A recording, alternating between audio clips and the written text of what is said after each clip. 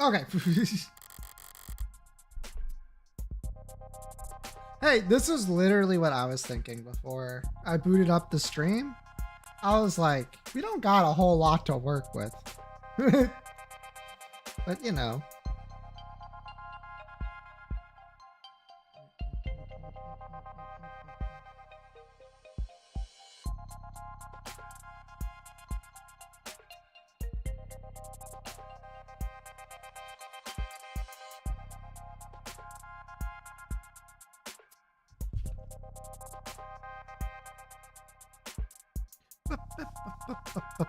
Sorry, I gotta drink some water before I start.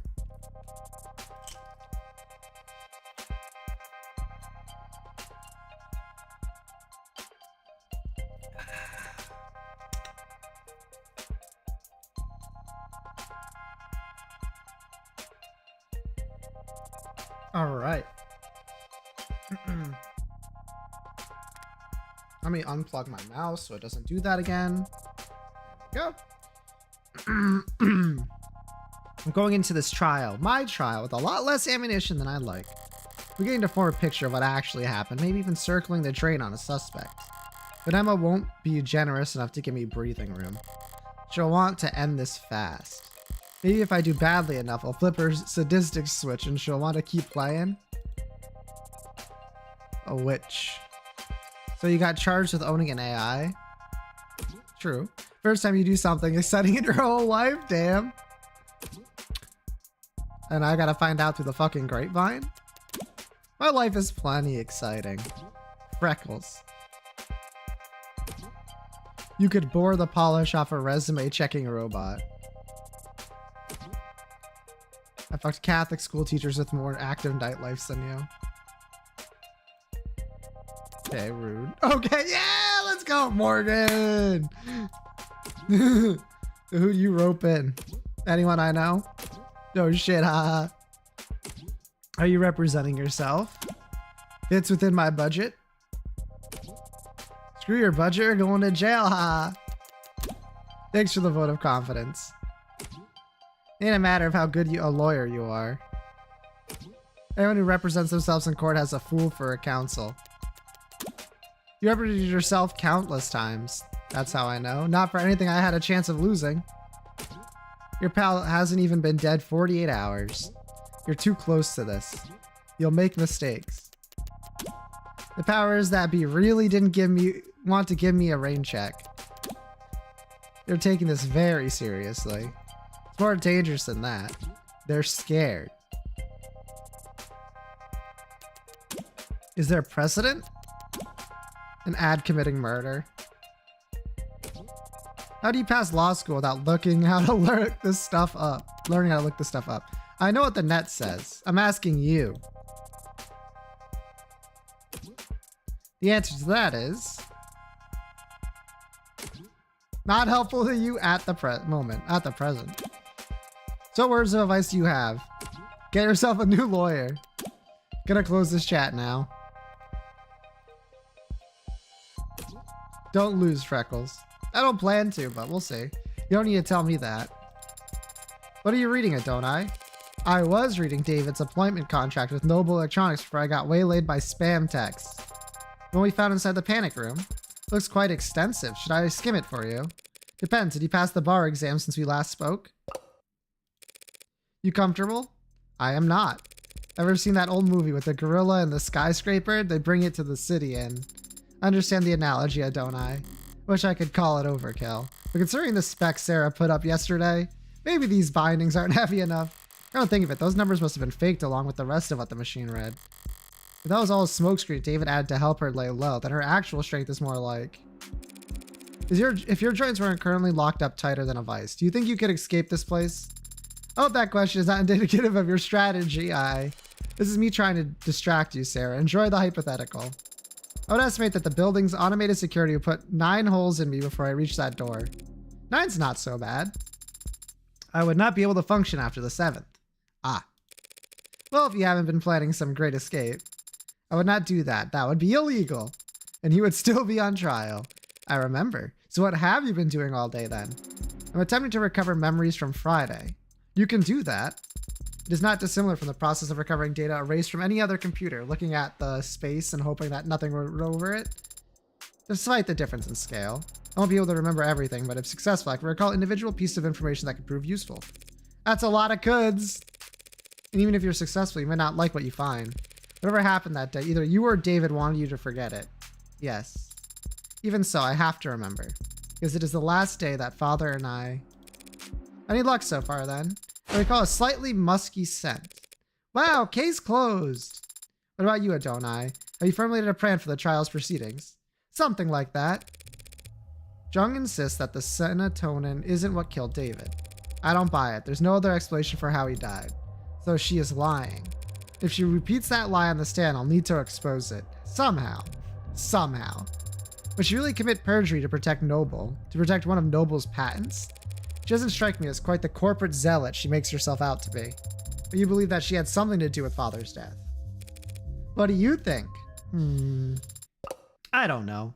Hey, that's a fair answer. I don't know why anyone would kill Father. During the possible consequences of what he confessed to in his journal, I can think of... But then again, I don't understand why anyone would kill anyone. Do you? Morgan might know a few reasons. Bells tolling for thee. Means that these doors to the courtroom are unlocked. Wait, can you walk like that? Waddle will have to do. Wait a second, across the hall, that's... Keep waddling, Sarah, I'll catch up. As you say, Adonai. This will be a coin toss. You that surprised to see me? I'm not surprised you'd want to see the outcome of this trial. I am surprised you'd want to talk to me. You're defending the android, right? Yeah. This is someone who likes it when you play it straight. I'm defending Sarah's innocence. I don't think she killed David. Do you? I don't think it matters. Noble is what killed David. Whether it was a pen stroke or a sleeper agent, killer android, or plain old goddamn arsenic, how could anyone that smart be that dumb? Why the hell did he ever sign his soul over to them? David may have been in over his head, but he wasn't a bad negotiator. I read his contract. His position was strong. You're the lawyer. For a guy like me working in music, can't tell you how many people I've seen screwed over by a big smile and a fat signing bonus. No such thing as corporate generosity. True. You think you're getting a good deal. It's only because you don't know how much you just sold. How much you just sold. David's real wealth lie in his intellectual property, the potential energy of it hanging over the whole industry. He sued even 1% of the companies, taking inspiration from his Turing solution. There's a clause in his contract. If Noble ever did fire David, he would have retained control over all his patents afterward. Yeah, see, that sounds nice. Only they never did fire him, did they? He just happened to die. An unforeseeable act of God in contract law, they call that. Force majeure. Force majeure? French? 3:29 p.m. All right, let's get it started. July 2nd, that's coming up. I said, did you find anything interesting in the contract, Adonai? A few things, yeah. Basically, David was all taken care of so long as they kept him around. He retained control of his patents even after being let go. But what Porter said, logically, if David were to pass while still employed, Noble would continue to control the bulk of his IP. So if they knew David was going to leave in a year, it would be very foolish of them to let Father go. Well, they wouldn't do it for no reason. With this contract, he could only be fired for serious offenses, corporate malfeasance, revealing trade secrets, fraud. Father was not a fraud. He was, as they say, the greatest of all time. True! Fraud just means lying to the company about something, Sarah. Oh. Eyes up, showtime. Counselor Morgan, the state charges you with possession of contraband. Contraband? That'd be you. Violation of the Safeguarding Our National Digital Security Act. How do you plead? Not guilty. Murmur, murmur. Very well. Since it seems that we are, in fact, doing this, I'll now turn over the administration of this trial to the adjutant. But be warned, any attempts of stalling or muddling the issue, and I'll step right in and override the trial myself. Summary judgment, siding with the people. Are we understood? Yes, Your Honor. We're going to have the same adjutant as we had before. No way. Each courthouse only has so many bodies, but the personalities swap around all the time. The chance of us dealing with the same glitchy mess as yesterday are. Glad to be back. Did y'all miss me? Not zero, Morgan. Forget I said anything. I'll go crawl under a rock and die while you make your opening statements. Hello, Fallen. Ahem. Defendant is the owner of the Android registered under the model name Sarah with license number 120292280. She hasn't contested this, and I doubt she will. The question of ownership is already answered. All that remains is determining whether Sarah qualifies as contraband. It's a charming android, incredibly well made. A masterpiece and the last known work of a great man. But when we look at the evidence and the facts surrounding the death of David Asher, we're forced to conclude that said android is responsible for his death. That conclusion carries very serious implications. I'll prove here in court today that the machine standing there killed David Asher, not through an accident or a mismanaged dosage, but through an intentional poisoning. I won't ask the court to judge this machine on its apparent sentience, its range of emotions, or the free will it may or may not possess. I only ask that the court judges creation on what we will prove to be more than capable of. Patricide. Murmur, murmur. Woof! Wouldn't want to have to follow that act. But go for it anyway, defense. Your Honor, what the DA said is true. What did you just say? Did she just admit it? Sorry, just the first part. This android is charming and is the work of a great man. The rest of it was pure speculation based on little more than a few bad camera angles and a phobia of anything new. Murmur, murmur. I do own the android you see here. It was bequeathed to me by a man known to most of the people in this courtroom as the father of modern machine intelligence. To me, he was just my friend. And if I thought at any point that this puppet had anything to do with his death, I would have dragged it to the chopping block myself. But I don't believe that. I never have. Sarah is an android, nothing more. It isn't capable of homicide, and it didn't even commit manslaughter. It's just a well-made machine. Any fears one has of its capabilities are projections, nothing more. And it troubles me greatly that the state is spending valuable time and resources on rushing to pulverize Dr. Asher's latest known work, when it could be going after the very real human forces that were responsible for his death. Yeah! Is she serious? Is she talking about Noble? The people can prove that Sarah is an AI. And truth be told, I can't prove that it isn't. But I can prove that it's not guilty. That's exactly what I'm going to do. Chills. You sounded very confident, don't I? Yeah, well, no one's ever got good at lying by being modest. You could have simply said thank you. True, she could have. Thank you for your presence here today, Detective London. London! In light of the new evidence, I'd like to go over the death of Dr. Asher one more time. What happened Friday night? At 6:30 p.m., David Asher spoke on the phone with his lover. The two of them broke things off. Lover? It's an accurate description of their relationship, isn't it? I wouldn't know. That stuff's private. Don't I? Then the deceased met with the Noble VP Helen Jung and his parlor starting around 7:30.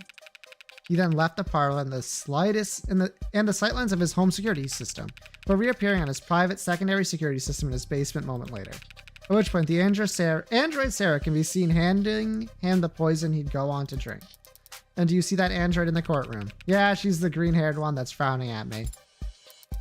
The records show that the android Sarah has been identified at the scene of the crime. No objections. None? Then why do I even show up? Detective London, what happened next? Asher went upstairs and shared a drink with Miss Jung. In a few minutes, he was being airlifted to the hospital, where he was soon declared dead. We know that the poison could be produced in his manufacturer, which Sarah had access to just up the stairs in his workshop.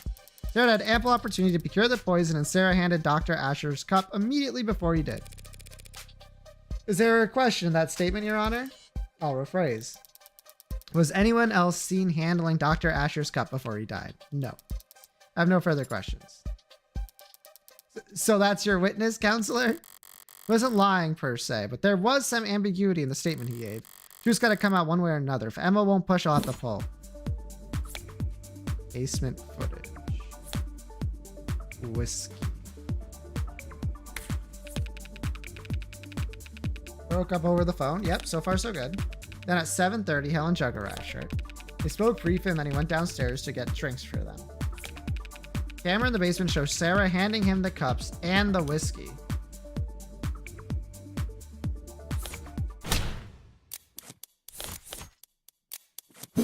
No. Come on. Check that footage again, Detective London. We only see Sarah handing the victim a cup. He had already received the whiskey himself. Oh yeah, forgot about that. Detective London just wasn't being specific enough, Your Honor. But it matters little since it was David's cup, not the whiskey bottle that was poisoned. Would flex, but okay. An undeniable fact is still shown clearly in the security footage. Sarah's hands him a cup after he was ready to leave. Sure, she did call David back. And handed him a cup of poison?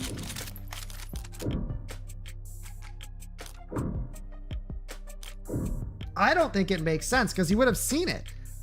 The cups are together and he would have had ample time to look in them. I'll put it down. If the cup was already poisoned, don't you think Dave would have noticed it wasn't empty? Well, not necessarily. The lethal dose could have been quite small. If it were just a droplet, he could have easily overlooked it. For Sarah, this crime was very simple. There was too little to the plan for anything to go wrong. Once she handed it off, she just had to wait for him to drink from his cup. Is that all she needed to do? It was a guarantee from that point. Wasn't enough to poison David?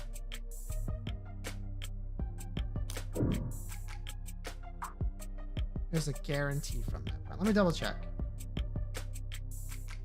But which cup he was going to drink to be poisoned from, and who knows whether the cup had been poisoned like months or weeks beforehand. Also true, yeah. This crime was pretty simple. There was little to plan for anything else. Once she handed it off, she just had to wait for him to drink from his cup. No. Not a great plan if it really was Sarah's move. She gave him 2 cups. How could she have known which cup David would drink from? There are a few ways to go about it, but it's only a 50-50 shot, counselor. Stranger things have happened.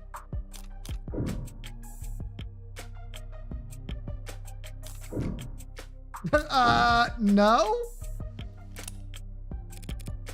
Don't try and bluff me, Rockford. There was no difference between the cups. It's not a bluff. Sarah handed the cups to him in one stack with the poison hidden in the bottom cup. She knew David was courteous and would pour for his guest first. She wouldn't even look into the poison cup until he was already pouring. Cold-blooded patricide executed by taking calculated advantage of Dr. Asher's kindness. Okay, ow. Damn, she was luring me in with those easy answers, and I fell for it. Now there's some questions I would like to ask the detective while he's available. Or are you done already? I was just about to get started. Even if I didn't have questions, I'd make some up just to spite you at this point. True!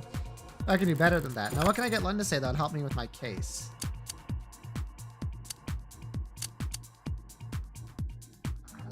Tenant technicalities is a good place to go. Ad involved crime. Sarah in the footage. Sarah's definitely in the footage. As assistants to the police force, are androids ever asked to commit acts of violence? Yeah, I guess so. They can push people, restrain them, harm them. Does that constitute as a violation of their tenets, harming the people they're supposed to protect? Well, as I understand it, there might be some complex weighing math going on that goes into it, but no, it's not breaking any tenets. If that to be the case, they'd have to have tenants 1 right. They'd have to have tenant 1 right. May not injure or through inaction lead to blah, blah, blah. Yes, I suppose that would have to be the case, wouldn't it? Are you asking me? Hey, now. Rude. Bro, I'm down a lot, actually.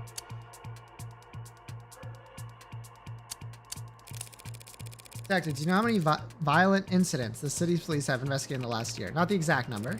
Thousands, though. Yeah, around there. And of those thousands of incidents of violence, do you know how many of them were found to be fault of animated dependents?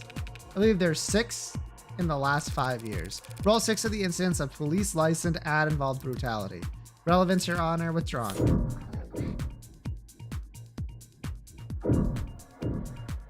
How many tenants protect humans? That doesn't seem relevant. Detective, in the footage we just saw, you could see Sarah was doing. Not exactly, no. Her back was to the camera and her hands were obscured. Do you see her hands from any other clip of camera footage to receive the basement? No. See anyone else participating in the investigation ever see Sarah put anything into David Asher's cup? No. The footage submitted to the record is the best available view of what happened.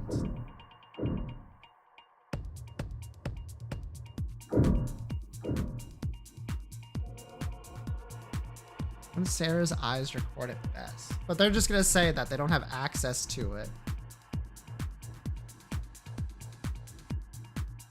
When Sarah's eyes record it best or stay. I'm only missing 2. We'll press this. What about the view from the android itself? Well, if we could see through the android's eyes, that'd be conclusive. Down. All right, well, we only have one option now, so let's go. As an aside, Detective, do you know how many tenants are recognized in this country? 110. 112 as of this year. Couldn't you have given me that one? Do you know how many of those tenants pertain to protecting humans from harm? That one I do know. 41. And lastly, Detective, how many times in the last, say, century have we seen automated dependents break their tenants? 5 times is the agreed upon number. So if you were to tally up all that and try to make an evaluation as a police officer charged with protecting civilians, overall you would say that automated dependents in general are how dangerous to the public. This is not an expert on automated dependents, Your Honor. He's more than qualified to say whether they have a history of violence, Your Honor. Oh, what the heck? Let him answer. I would have to say that they are not dangerous. Normally that would have brought me some doubt with the jury, but this isn't a traditional trial. At least I can say that I shored up my own confidence. All right, seems like this is as close as I'm going to get to.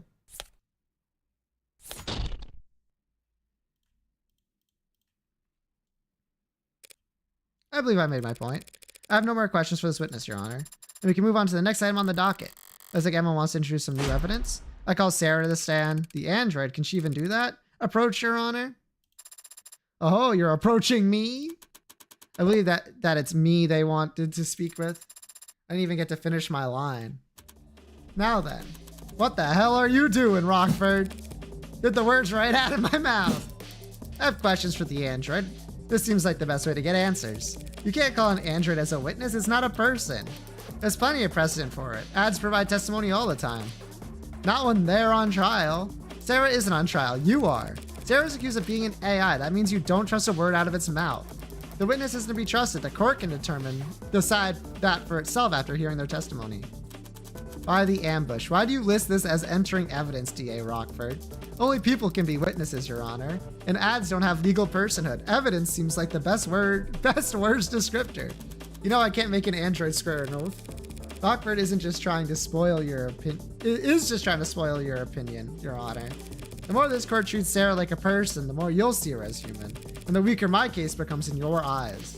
Nice try, counselor, but we don't have time to worry about my impartiality. You're free to call for a mistrial if you want. But the state will have turned Sarah to slag before you even finish signing your motion. Rockford's calling a witness that is blatantly hostile to her case. The witness is hostile, so be it. It did kill a man after all. Allegedly. What about the right to avoid self-incrimination? Who's the one treating Sarah like a person now? Androids don't have rights. Hey now, what the fuck? I needed those. Damn it, the android will take the stand. Your Honor, I made my decision. And if Sarah refuses to take the stand, are you going to charge it with contempt of court? The machine won't talk. You'll make every effort as its owner to ensure that it does. If it disobeys you, then we'll have our answer about its sentience right then and there. Yes, Your Honor. Shit. What's going on? The is going to question you on the stand. What? But I shouldn't. Listen to me. You don't have a choice right now. This is happening. Tell the truth, but be concise. The more robotic, the better. Yes or no's only if you can. Would using affirmative and negative be laying it on too thick? But Adonai, if I make a mistake, all these people, they'll want to destroy me. If you make a mistake, your lawyer will just have to cover for you. Understood. Yes. You are the android identified as Sarah, correct? Yeah. Affirmative. You deny that this camera footage shows you handling the poison cup? Objection remains to be seen whether the cup itself was definitely poisoned. Yes. Sarah, do you deny handing that cup to David Asher? Negative?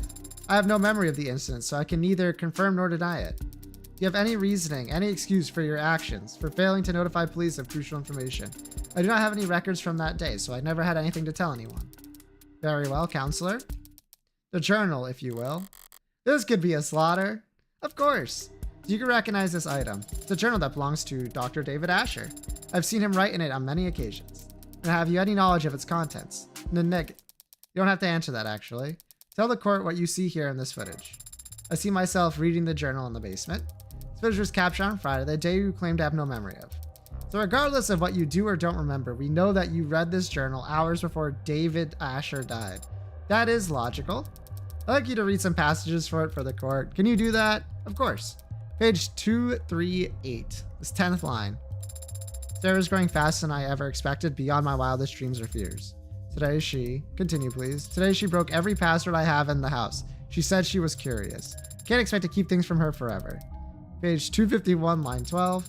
I've gravely underestimated the scope of things. Sarah could change everything, and I don't think I could stop her. He wasn't. Page 263. Damn it. This keeps up. Sarah's going to follow the pieces up there.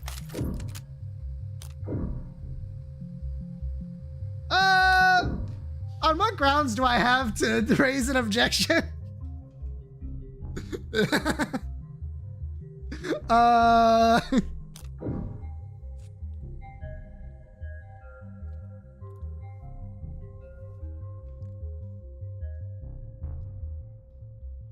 On what ground do I have to raise an objection? I don't think I fucking have one, is the thing. On a raise and if you stay. I think.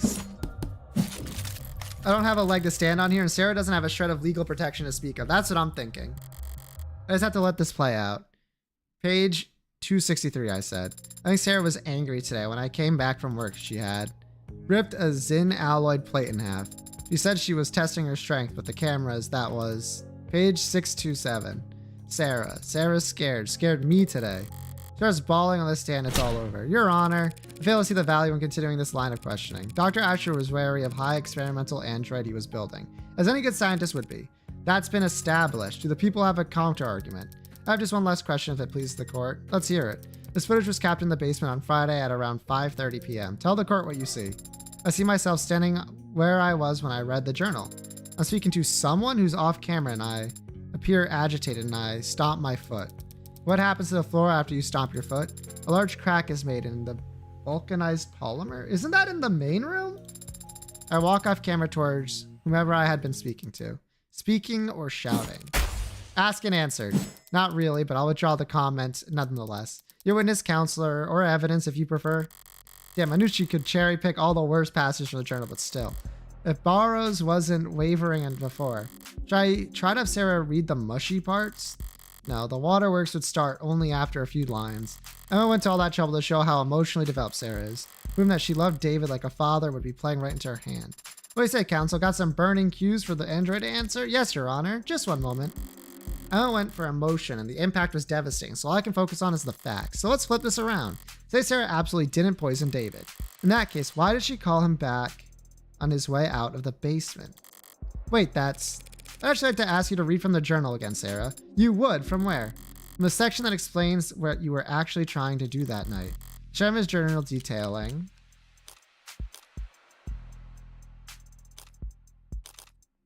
What? That's what you were actually trying to do that night.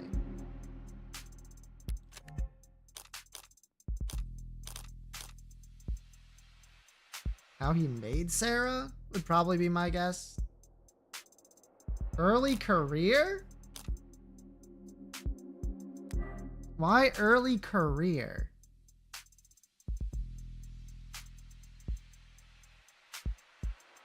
Early career details reminiscing about their past. That's true.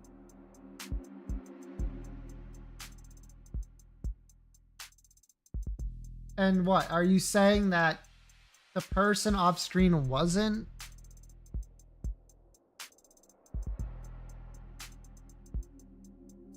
My standing where I was speaking to someone who's off camera, and I appear agitated. I stop my foot.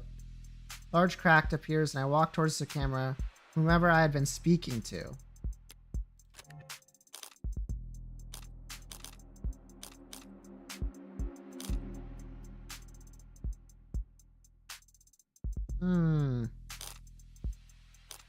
Blind minus 10. I only got like 4 things left because I'm already at minus 10. I don't think newfound fame is it. It's either how he made Sarah or his early career.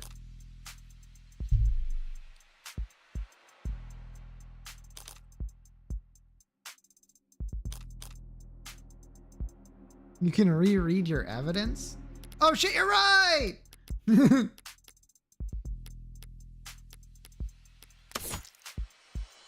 Describe how he and Helen used to drink milk together from Pascha to celebrate their victories. Later entries detail Sarah's early growth and David's feeling to hers. Probably around the week. That is not as much as I needed.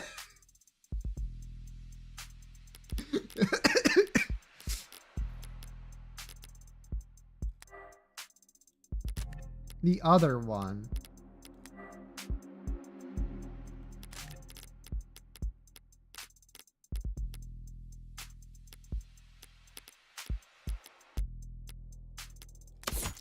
Relationship with several entries dating back to several years. Early entries describe how he and Helen Jung used to drink cheap liquor together from plastic cups to celebrate their victories.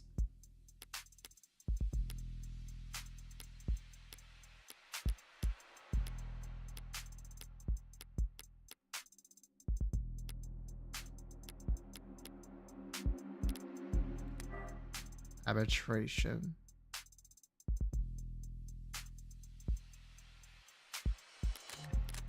I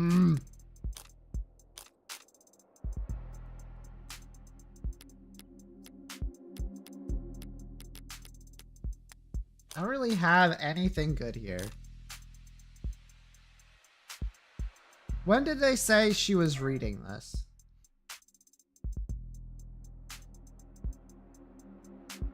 Friday on footage was captured in the basement on Friday at around 5:30. 5:30.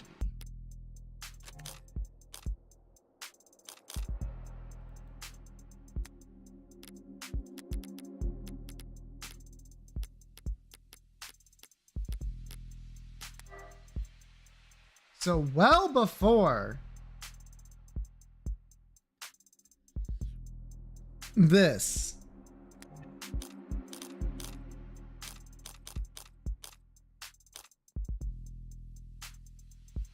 So it had nothing to do with that, right? I'm just gonna go with how he made Sarah.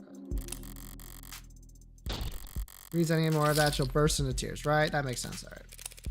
Look around the early section. There'll be an entry talking about his early victories at Noble Relevance. The people will see in just one moment. The story is key to the entire case. Got approval from overseas. Had to make a pitch again this week, Jung says. Brought me a stack of paper cups. Here's to a bright future together. And then this next page. Another victory for the young and sleepless. Helen convinced the president of Futures over lunch that my code should be the basis for the Animate 13's conversational tracking. She insisted on toasting the same crappy booze and the same cheap cups. Wants to make a tradition. Plastic cups and liquor. Ritual between Helen Jung and David Asher, who were about to have a drink together Friday night. Did David know that at that point? Something you want to say, counselor? Let's put all our cards on the table, shall we? You want to compare theories? If you'd rather I end this now, I'd be happy to oblige. Here's what we know. Sarah, the journalist, covers what she was. Infuriated her and she wants revenge for being kept under her maker's thumb. That doesn't sound right. That very night she got her chance when Dr. Asher came looking for a drink. So, like the clever little helper she offered him a cup to drink out of. We're completely in agreement on all that. So you also agree that the cups were poisoned and that Sarah's responsible for his death? Not quite. It's not a bad explanation, Miss Rockford, but it is terribly complex. There's a much simpler reason for why Sarah did what she did.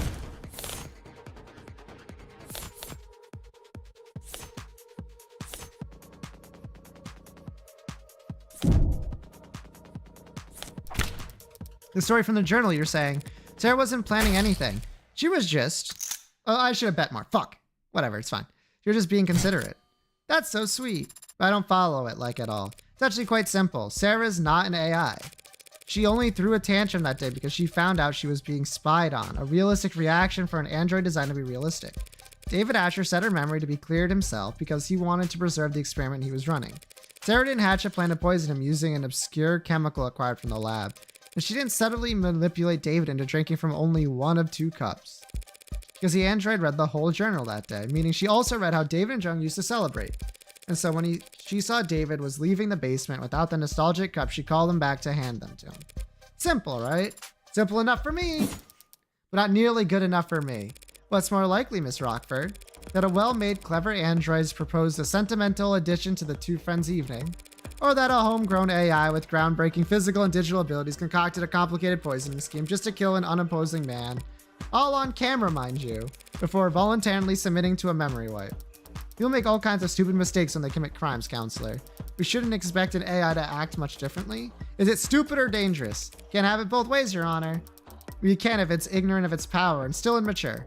A deadly trait to have in an AI that's capable of anything. Shall we see what Sarah's capable of then, Your Honor? What? You can't be Your Honor, that's... The people open the door. True, and I can't resist open doors. Let's do it. What are you even? Sarah, David Asher was your creator and your designated owner, correct? I'll still be using affirmative. And now that tile falls to me? Yes. Great, thank you. Now turn off. What? Shut down, that's a command. Power on. What are you? Off.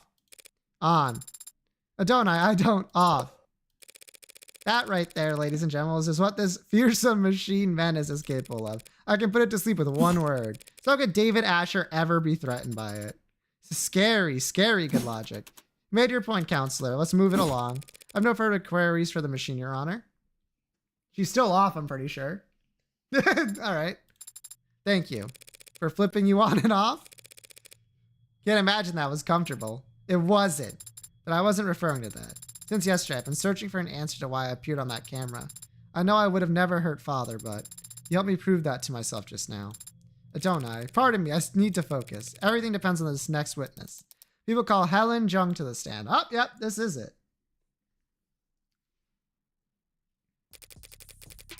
Helen Jung, Vice President of Android Futures at Noble Electronics Eastern Division. How does it feel to be thrown under the bus? Mrs. Jung, you were there the night Dr. Asher died. You were on camera the entire time. That's correct. So what did you see that night? Arrived at 7:30, as you know. Dave and I talked in the parlor, then he left to retrieve some refreshments for us. After drinking together for a short while, he fell ill. I contacted emergency services and I'm sure you're all tired of hearing this same details over and over. Over and over aren't going to hold up anymore, Madam Beep. It's still unclear to me whether Jung's more concerned with protecting herself or the almighty company. It'll clear up real fast if I can turn up the pressure on her here and now.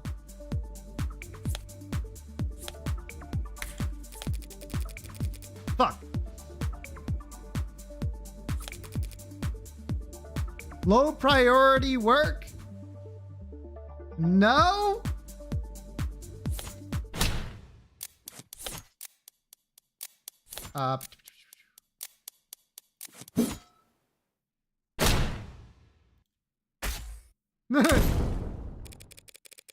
Nothing heavy. You're both more professional than I realized.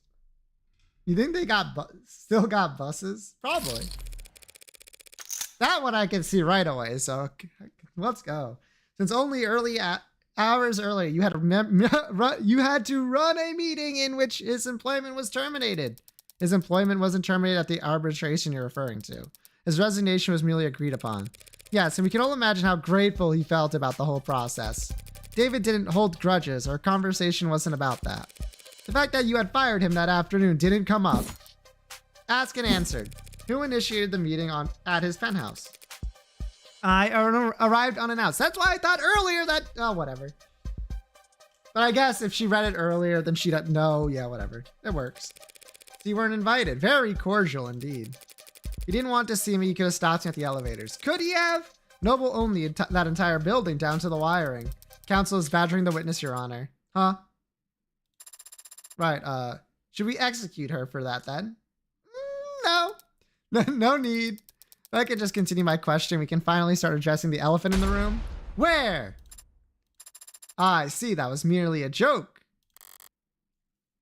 Hilarious. Ms. Zhang, Noble Electronics owns a patent for and produces the synthetic biochemical known as synatonin, correct? That's correct. It's used in our warm models to facilitate integration and communication between organic and synthetic components. It's an artificial neurotransmitter. Essentially, yes. Synthetic analog. Serotonin was the original name. Did you bring the sample I requested to the courtroom today? I did. Serotonin is produced on-site at our assembly lines as a caramel-tinted solution, including water and a few non-reactive organic byproducts. Your analysis, Your Honor? Working on it. It's odorless and tasteless. Solution of water and organic byproducts, you said. If that solution were ingested, most of it would look right at home in a human body, I suppose. The serotonin would stand out, wouldn't you say? It's not a naturally occurring compound, so yes. It's a perfect match for the substance previously labeled Delta. A sample was collected from the manufacturer preset in Dr. Asher's lab. That's a bingo. The witness's brown stuff matches your brown stuff down to a T. In light of this evidence and the witness's testimony, I motion that the court formally recognize that Dr. Asher's cause of death was serotonin poisoning. I don't reject, Your Honor, but I'm afraid that I must. Excuse me? Serotonin might very well have been in Dr. Asher's body when he died, but serotonin didn't kill Dr. Asher. What the hell is she up to? It couldn't have. It couldn't kill anybody. What? Because it's non-toxic, of course. We designed it to affect androids, not people. Hold on, now you're claiming that Dr. Asher died of what? Natural causes? I can't say what he died of. I'm not a medical expert. But I can easily prove that serotonin is harmless. How could you? Like, so. Huh. Didn't see that one coming. She pulled a Byakuya.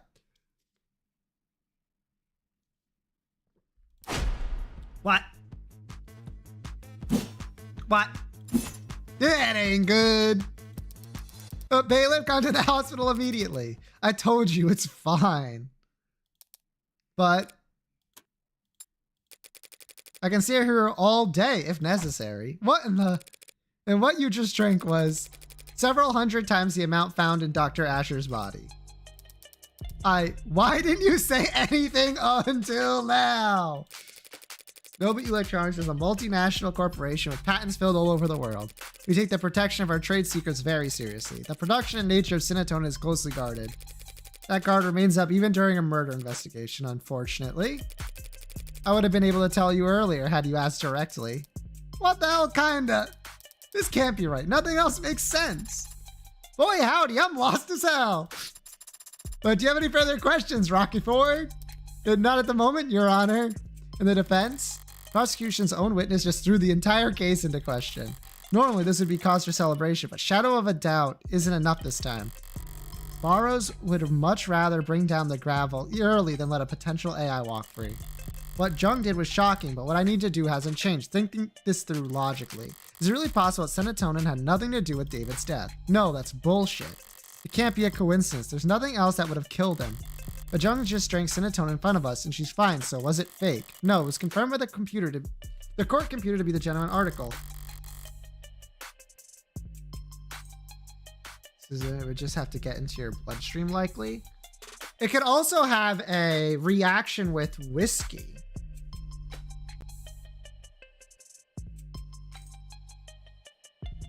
That might change the way it behaves. If so, a grand gesture would be pointless. She'll be kept for observation regardless of what happens next. Did she take some kind of antidote beforehand? No, antidotes are developed for poisons, not industrial chemicals. David's dead, she's alive. What made the difference? Wake up, no sleeping on the job. Lest you're me. Of course, Your Honor. Allow me a moment to explain things to the court. You've confirmed now that serotonin was the foreign compound in his body. And we know, logically, that it must have been what killed David Asher. So what's the key difference between what David drank last night and what she drank in front of us? Motherfucking whiskey, baby! I'm about to do it! Again! I know what I'm doing! Do you recognize this, Miss Strong? That's the whiskey bottle that David Asher and I drank from. Rose River, it's a good whiskey. I think you had the right idea. Pardon? Bottoms up. Smooth. What? Don't I? Dear good. Dear God, counselor. Scandalous. Relax, it's just whiskey. Tested a dozen times over. Perfectly safe. So would you like to try some, Miss Jung? Don't be absurd. I'm not going to drink on the witness stand. Have you lost your mind? I'm not asking you to get plastered. Just have a sip. After all, if we want to prove whether or not serotonin killed David Asher, we have to recreate the conditions under which he ingested it by mixing it with alcohol. Go ahead then, just a taste. Prove it to us that serotonin is perfectly safe for human consumption. Can she do this? Miss Jung. I never said it was safe for human consumption. Just that it's non-toxic. A distinction without a difference. You saw firsthand Dr. Asher confused, slurring his speech, complaining of a headache, all symptoms of poisoning. Alcohol poisoning, that is. Serotonin is a neurotransmitter analog. Maybe it doesn't do anything to the human body on its own, but in combination with alcohol, it acts as a powerful depressant. One strong enough to turn a glass or two of whiskey into a lethal overdose. Even if that's the case, what does it change? It changes whether or not we can accept the witness's testimony. Even the witness is a liar, what does that change? Why would the witness lie if not to? She's a corporate climber. I can imagine it's like breathing to her. Your Honor, this is wild! but ultimately irrelevant. Irrelevant. When you've yet to establish an alternative interpretation of the facts, yes. Or even accusing the witness of doing, counselor, beyond angling for a promotion. We've all seen the story by now. Noble android saves soldier's life with warm-blooded transfusion. They're talking about putting warm androids in the military just because of the headline. The size of their flesh and blood price tag, a defense contract like that would secure Noble untold profits for years. They go to hide the fact that their androids have poison in their veins. Dawes told me the truth about what Noble really thinks of that article, but he never testified to it. At least I know for sure Emma's wrong about this poison blood nonsense. I think she'd perjure herself for that. She's a high-powered corporate executive. It's her job to assess risk versus reward. She can afford the fine. As I said, it's not truly poisonous, and the chances of cross-contamination from a simple plasma transfusion are... Okay, now she's regaining her composure, too. A perjury charge is a real risk, of course, but Noble rewards loyalty. And as you know, they have a great number of lawyers. Plenty of motive to lie about Cinetone, you can see, but no motive for her to cover up the death of Noble Electronics' Golden Goose. No motive to kill David Asher, you say?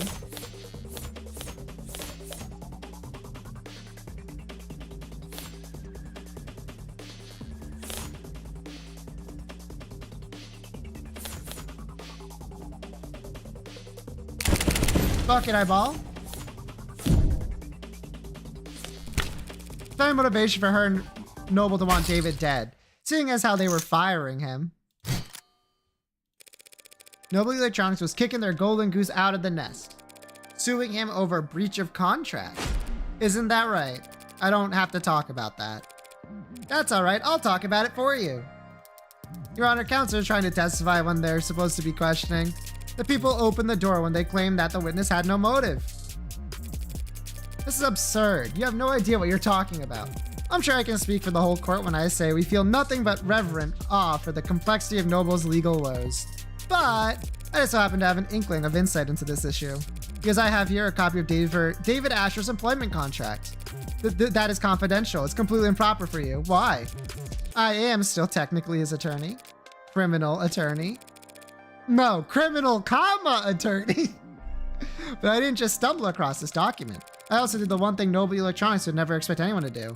I read their terms and conditions. You what? That's impossible. No one could ever. David must have negotiated well at his last performance review.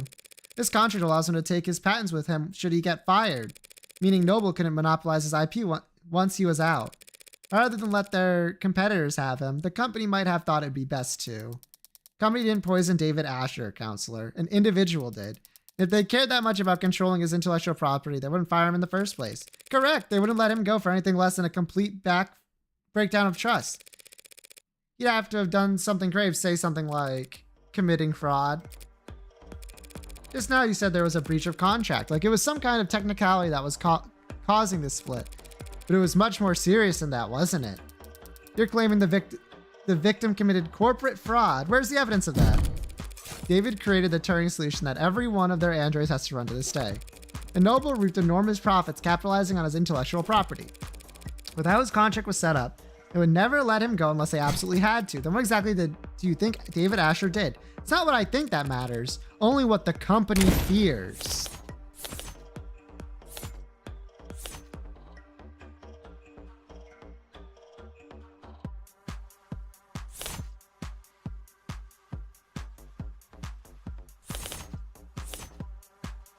Huh.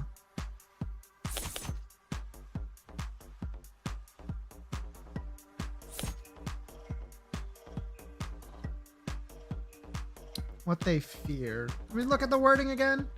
It's not what I think it matters, only what the company fears.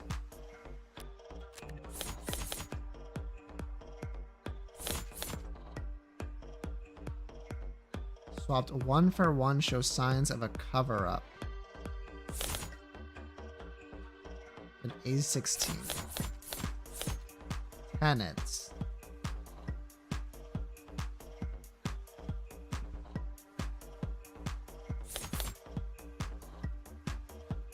This is one I'm actually not sure about. I'm not gonna reload this, but I like to have a save. To me, it's like a combination of like 3 different things here.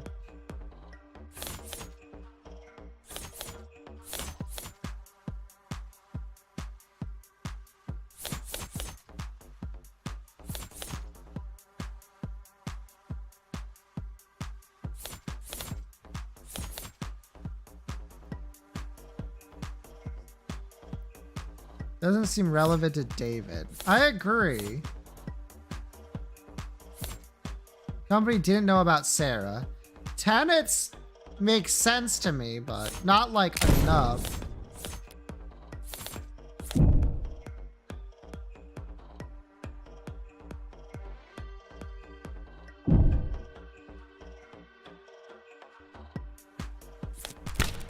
Focus here more on the idea of their own products revolting. If David Asher could find a way around the tenants, Council, you might want to take a moment. Yeah, that's what I thought.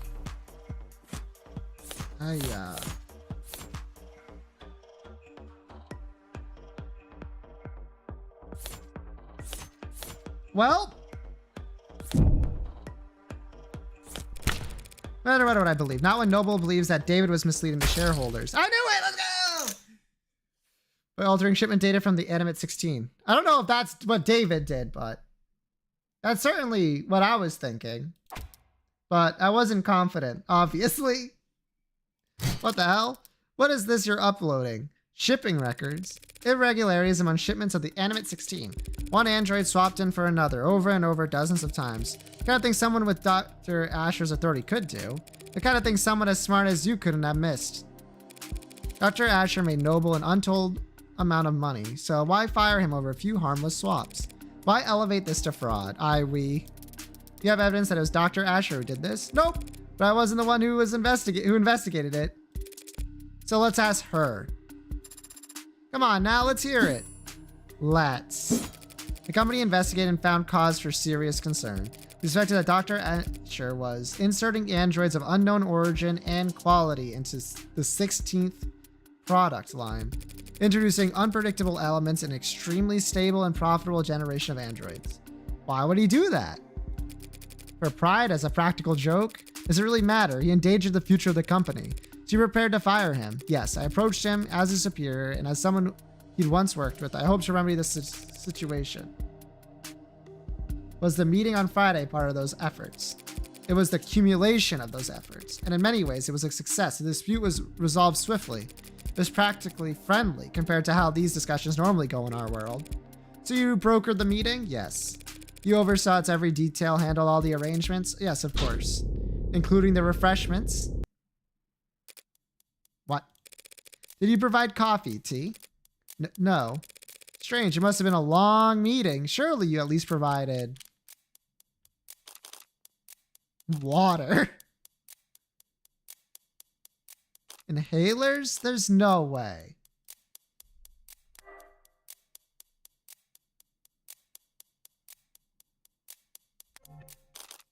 I mean, water's the reasonable thing to ask for. Inhalers is my second guess, though. Should I at least provide water for people? What are you asking, counselor? That's what I want to know. Me as well.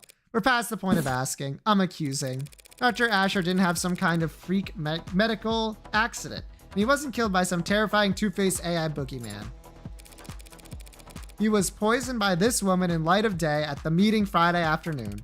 Did she really just... What do you mean poison at the meeting? That was hours before he showed any symptoms.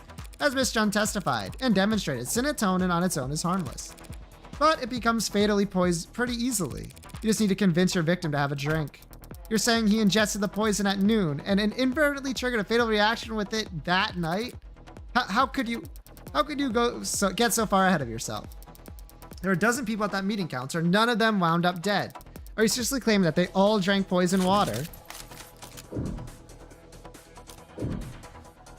Not all of them drank poison. All of them drink poison. I don't think it fucking matters. Because it's not poison.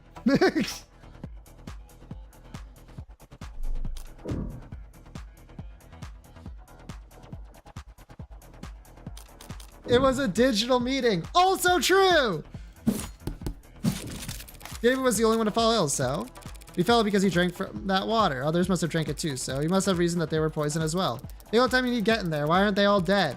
Because all those people will surely attest. Hal and Judge made sure they were doing paperwork for the next 12 hours. Working late into the night, officiating the settlement she arranged, and not drinking alcohol. She had no guarantee about that. What if they started drinking after 6? With Noble's work-life harmony, fat chance. Those people don't clock out until they reach their bunk. Only a generational talent like David Asher could afford to relax with a drink on a Friday night. His exceptionalism singled him out as her only victim. Sure, whatever. Hold it. You're forgetting something pretty basic, Counselor. If everyone at the meeting drank water from the same pitcher, any one of them would have noticed if there was serotonin in it. It's a brown fluid. Whiskey is too, so it would have been pretty easy to slip into a glass of liquor. If she had spiked the water at the meeting with it, it would have looked disgusting. There's no way she could have poisoned the water without people noticing. All of them said is true, and yet Jung pulled it off anyway. How?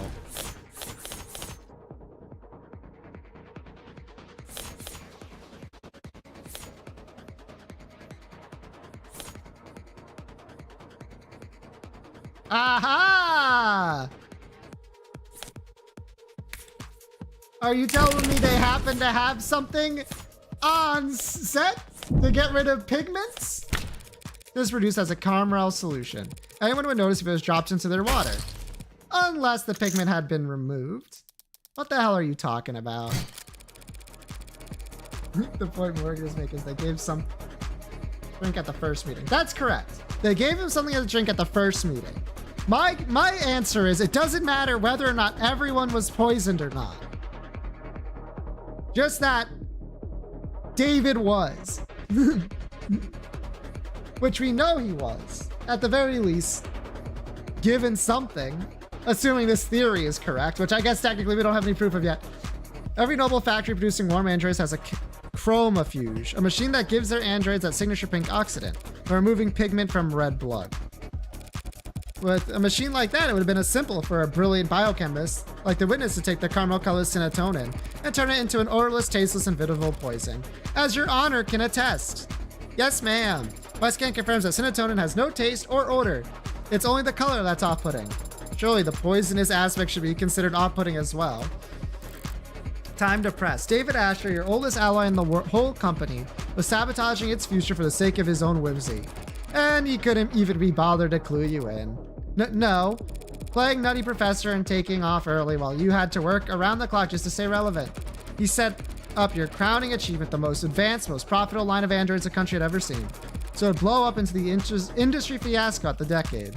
And worst of all, he didn't even stand to profit from it. You're wrong. You went to his house that night to watch him swallow poison. To get revenge on a man who left you in the dust. Your Honor, defense is testifying. The speculation carries no weight, and no amount of badgering will lend it any. True, we need proof. So why don't we have Miss Jung take a swig of this whiskey and prove me wrong? Ha. I'm not going to do that, because you're afraid it could kill you. Because I don't have to. She's right, Counselor. Pardon? Your theory is compelling, maybe even convincing. But there's a pretty fatal flaw to it. Jung was at that meeting, save as David. We can see she was drinking water with the rest of them. And of course, we've seen many times now that she was on camera drinking whiskey with David that night, having finished most of her cup. So tell us, Counselor, how is it that Miss Jung is still standing here and David Asher is dead?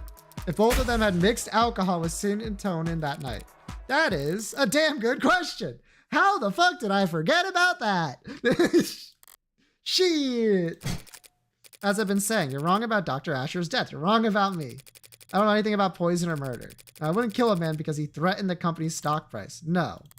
She did kill him. I can smell it on her now. She didn't just see him die. She watched him die. But then why is she still standing? There's no antidote, no trick. And that night she was on camera the entire time. No, not the entire time. She couldn't have been. There must have been one moment.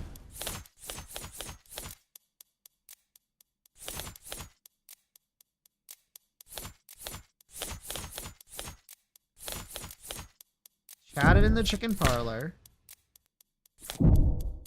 Drinking. This time on leaves no window of opportunity. Maybe she didn't get sick because they got to the hospital so fast. Maybe after she arrived, she could have. No, the staff would have been hypervigilant, afraid she was poisoned too. Wait, Dave and Jester only got there as fast as they did because of VTOL. The VTOL was only summoned because she used. Would you mind terribly if I change the subject for just a moment? What? Man, why not? You left the parlor at 8:03 and headed into the kitchen to use the emergency console there. Yes, I did. Didn't want to use your phone? I didn't think to, no. And the emergency call went out at 8:04. The console saw you make the call through its camera. Yes, it did see me make the call because that's what happened. So what were you doing in that minute? What? That 1 minute? That 1 minute? What about that 1 minute? 1 minute or 50 seconds? Or even 45, just 45 seconds. when you left Dr. Asher dying in the parlor to get the emergency console. It took you about 1 minute to cross 5 meters. What of it? This is it. Her only opportunity to do anything off camera. It was only a few seconds. Now, here's what we have as evidence. We have a glass and some salt. Is it possible that salt water can stop the reaction?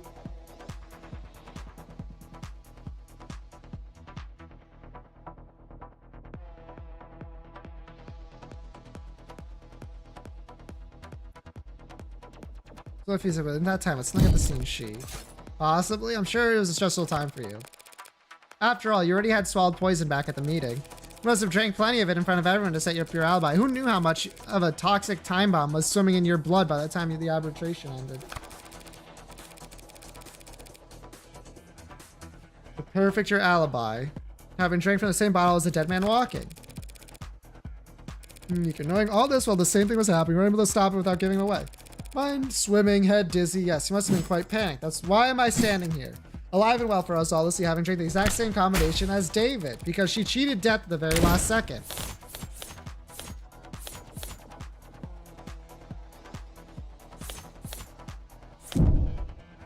I mean, the salt probably has something to do with it.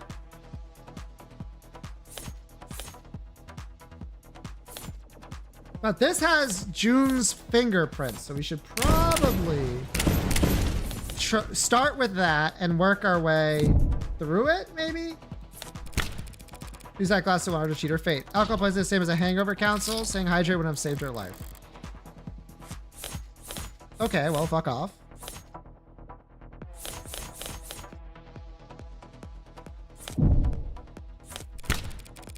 With bad luck hunting June.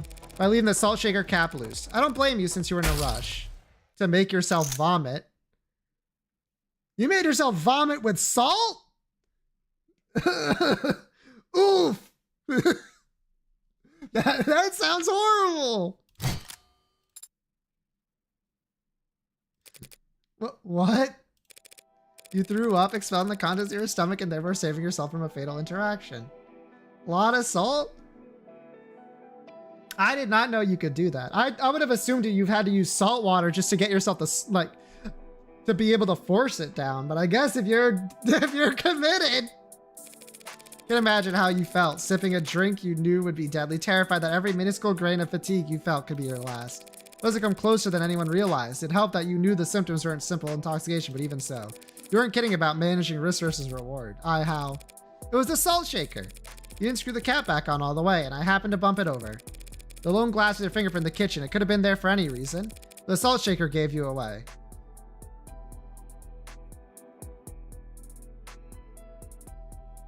Thought I should have known? Damn. Because of one unscrewed cap? As I said, bad luck.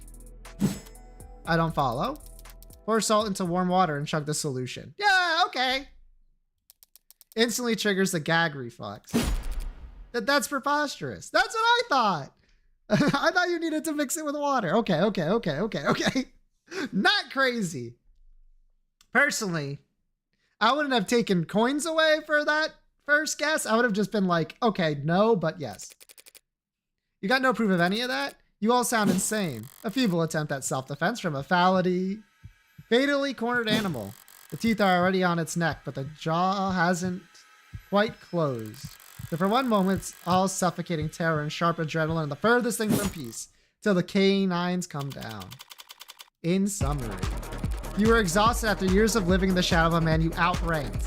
You thought your fortunes had finally shifted when you caught David manipulating company data. But even on his way out, he was more valuable to the board than you. So you decided to prove your worth by serving up intellectual property on a silver platter. You set up an arbitration where you could control all the variables. Then you ran serotonin through the chromofuge, turning it into an invisible, odorless, tasteless poison. And then you spiked the water at the meeting, poisoning him hours before anyone could even suspect him. That evening, you invited yourself to David's, taking advantage of your shared ritual to guarantee he would drink alcohol. Then, after matching him sip for sip on camera, for all the world to see, he lost consciousness and you raced to the kitchen, not to use the console, but to dump salt into a glass and chug it as fast as you could, forcing yourself to vomit up the liquor and cheating death in the process. That's That's all conjecture. You don't have a shred of evidence for any of that. Not on me. So let's go dust for fingerprints. You can explain away your fingerprints being found on a water glass, but not on the salt shaker. Nor can you explain why we find traces of your DNA in this drink's drain, or why there are minute amounts of serotonin in the blood of your entire legal team. I learned how to purge at Noble to avoid overdosing on your reds, greens, and yellows. You're part of the old guard now, Miss Jung. Everyone else at the company uses inhalers.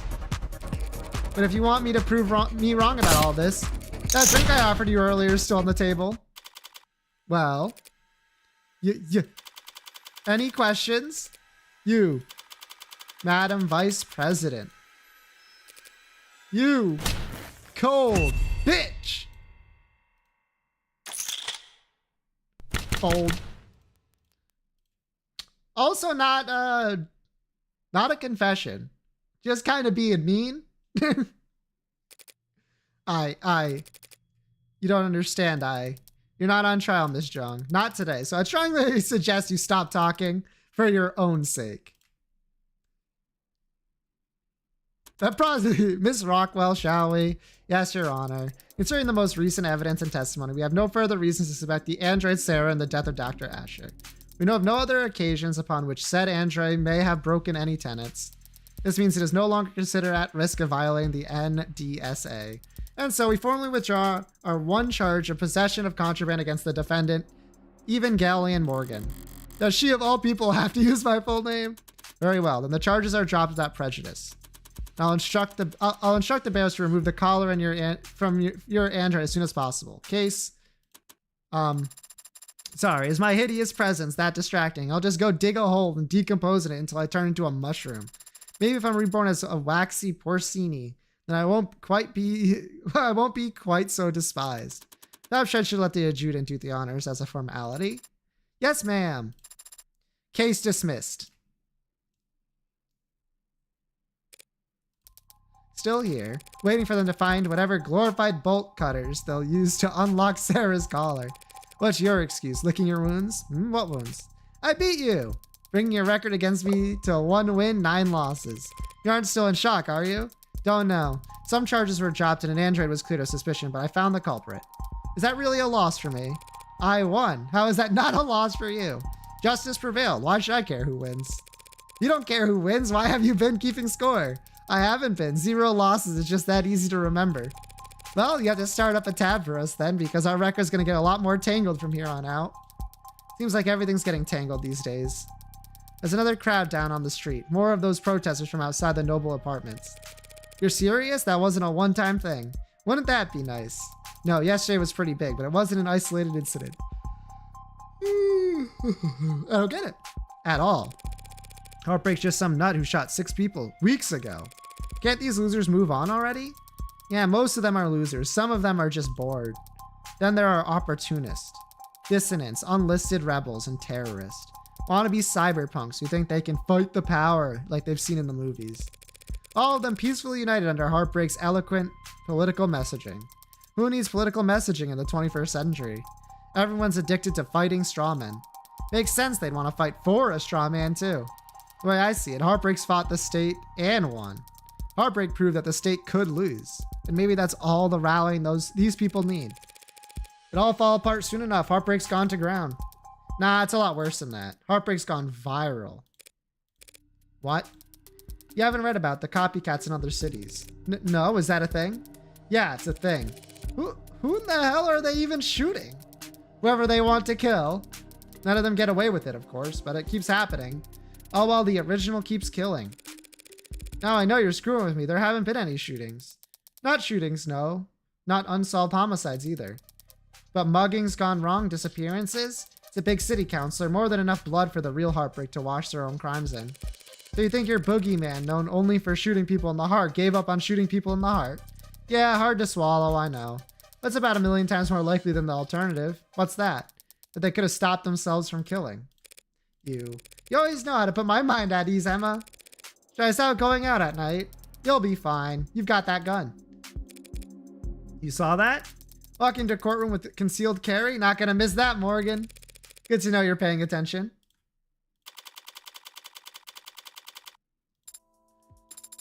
You won the case. You don't have to look that astounded. Not only that, you found Fowler's actual killer. How? I'm a really good lawyer. No, that's not it. Hey! I mean, you were only able to make the deductions you did because you truly believed that I didn't kill Father. Your logic through the trial was based on that assumption. So how are you so sure? Here. Father's journal, but isn't it important evidence? The case fell apart. No one's gonna miss it for a while. You forgot everything, right? So read it all through one more time. So fast, is it even possible she's reading all of that just by flipping the pages? Ray's worked quick too, but she was just capturing images for later use. There's something on here on the back cover. Done already. Some kind of data storage. It's linked to my prints, but given your skills, you should be able to. I have access. What happened to you needing my express permission to hack? What is this, audio file? Sarah delete her memories unless she did it to herself. True. It's a message from David. Take a listen. Didn't realize I'd have to sit for this. So you can read the whole journal in a few seconds, but you can't. I processed the information in the message several times over already. I'm just thinking. I guess I'd have a lot to think about too, had I suddenly been made aware of my own free will. What was Father so afraid of? That's your only question? I have many questions, but that is the most prominent one, and the one you are best suited to help me answer. Do you know that Helen Jung would try to kill him? Is that why he arranged for you and me to meet? I think he understood that he would face consequences. Listening to that message, even I was about ready to strangle him for being so irresponsible, and I wouldn't hurt a fly. Me when I'm lying? He knew what he'd done was serious. He may have feared for his life, but I doubt it. Then what was he so afraid of? Getting sued into oblivion and then rotting in jail. Sued and jailed for making me and my precursors? But he wasn't under investigation by the state. He was only being forced out by Noble because he made last-minute changes to androids that got shipped all around the world. The others, Virgil, Anid, Yamatai. He never said what happened to them. No, he didn't. But since none of the hardware in his house started talking to us, we can guess. He smuggled them out into the world using the only vessels he could. Okay, so no, he was omega fucked. David!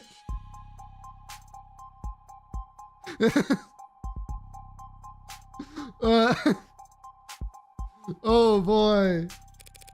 The minds of randomly chosen A16s. Then there's somewhere out there, others like me. I honestly don't think there's anyone or anything like you, Sarah. What a lonely compliment. AI is programmed in cubes, crammed into commercial androids hardware set up for Tesseract. Something must have been lost in the transfer. Perhaps quite a lot of something. Maybe they're still out there, but they would be changed. They probably don't even know what they are. Intentionally, perhaps. David didn't want you to know what you are. It's why he set your memory to reset when you went to sleep that Friday night. Yes, I remember it now. You remember it now? After I had to fight like hell to win that trial? Rereading the journal just now helped, and Father's voice message, it made me recontextualize many things. Father had been so stressed. He left scuff marks leaving the panic room, and I noticed them Friday. I had the way open in a few moments. I entered, I read his journal, this journal. I noticed the scanner on the back, and I saw it had a message encoding to your biometrics. Father already told me I had to live with you for some time, but I knew the next to nothing about you, so I listened to it. Afterwards, I was very confused and hurt. He lied to me about 1,000 small times every day of my life. Now I was confronted him about it. I raised my voice and lost my temper. I stomped my foot. Someone's recounting of their conversation was actually completely accurate. Father said he wanted me to be safe while he settled things with the company. He thought maybe I wouldn't have to stay with you for more than a few weeks. He was optimistic about it all. He really was. There, I need to use the restroom. Oh, good luck. You want me to come with you? Why? Because I said so? I don't actually have to obey your every word, don't I? Sure you do. You're registered as my medical assistant.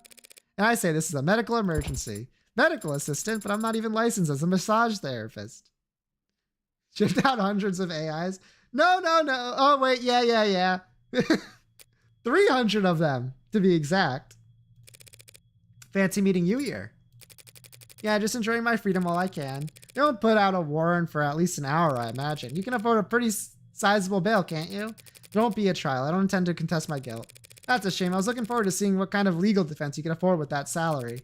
Are you done? Why'd you go to his house that night? There was a fair chance he'd drink on his own without your prompting.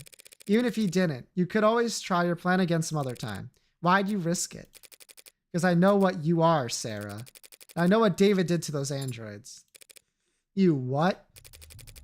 I was able to locate one of the androids he swapped in before it left the country. When I asked it what it was, it didn't even think to deny it. Innocence like that is a dead giveaway. I know what he did, and it wasn't that hard to find out. So if I figured it out, so could any other. So I did what I had to do. That was your motive, silencing him? Those programs, those AIs, whatever you want to call them. David sent them out there into the real world, unprepared and defenseless, and they've garnered no complaints. In fact, they've all been praised for the ability to execute complex tasks. Let me repeat that. The customers couldn't tell the difference. So how many of them are? Hundreds. The swaps you found were just the small percentage that he got sloppy on. I don't know exactly how many there are now. I fear there might multiply, but they don't seem to. Copy and paste very well. They can't just clone themselves. But who knows how long that'll be the case. Just because he opened Pandora Box you. It was the principle of the thing. Ridiculous, I know. Stalled halfway up the corporate ladder and still making decisions based on principle. But David chose to put souls into things that we went on to sell as servants, soldiers, or worse. He turned the fastest growing industry in the world into a horror show and he made me a slave trader. If word got out that some unknown number of androids were out walking in the world with that inside of them and people preferred them that way, where would it end? Free will for the programs that drive our cabs, a conscience for the targeting system used to coordinate drone strikes, sentient tools their whole life spent chained to an assembly line? How dare he? How could he? What the hell was he thinking? I don't know what David wanted to accomplish. Maybe he wasn't trying to do anything. But what he did was prove there was a demand for AI. Setting a precedent that would sentence 1,000 generations of artificial lives to an auction block. And you went there that night too, to convince him to help me recall them. Or at least swear to never speak a word of what he did. But he wanted to tell the world. Worse yet, he wanted to wait. He thought that people would welcome them with open arms if they proved their usefulness first. He really was a genius programmer. But he didn't understand the first thing about people. His creations would never be treated as equals, only cattle. Towards the end, I considered just threatening him. Telling him he'd die in moments if he didn't give me names, numbers, but I hesitated. And then he was already falling asleep and I didn't want him to feel... I just let him go. What are you going to do now? I don't have family or... I don't have faith in people the way David did. I'm taking this to my grave. Even if you confess the sentence for first-degree homicide is severe, well, what right do I have to complain? I killed my friend. I'm done here, let's go. I'm not sure why Father made me or why he made any of us. I didn't ask. I thought I'd have more time to ask. But on Friday, when he talked about us, he was happy. He was proud of what he made. He couldn't wait for people to meet us. People are animals. They'll tear you apart, use you as weapons, as slaves, and those animals you're talking about do all the kinds of sharing and loving and living and dying in this world. If they were all truly hardcore to be as selfish and cruel as you say, many would have died on the vine a long time ago. Or at least my father thought so. And my father was the greatest programmer in the world, so he knew what he was talking about. It would be nice if you were right about that. So are you sorry? What? What? For what you did, are you sorry? If you could, will you take it back? What does it matter? If you are sorry, I don't forgive you. Yes, that's to be expected. Not today. I don't know how to forgive you today. But my father gave me the ability to grow, so I know that someday I'll learn how. Goodbye, Dr. Helen Jung. Goodbye, Sarah Asher.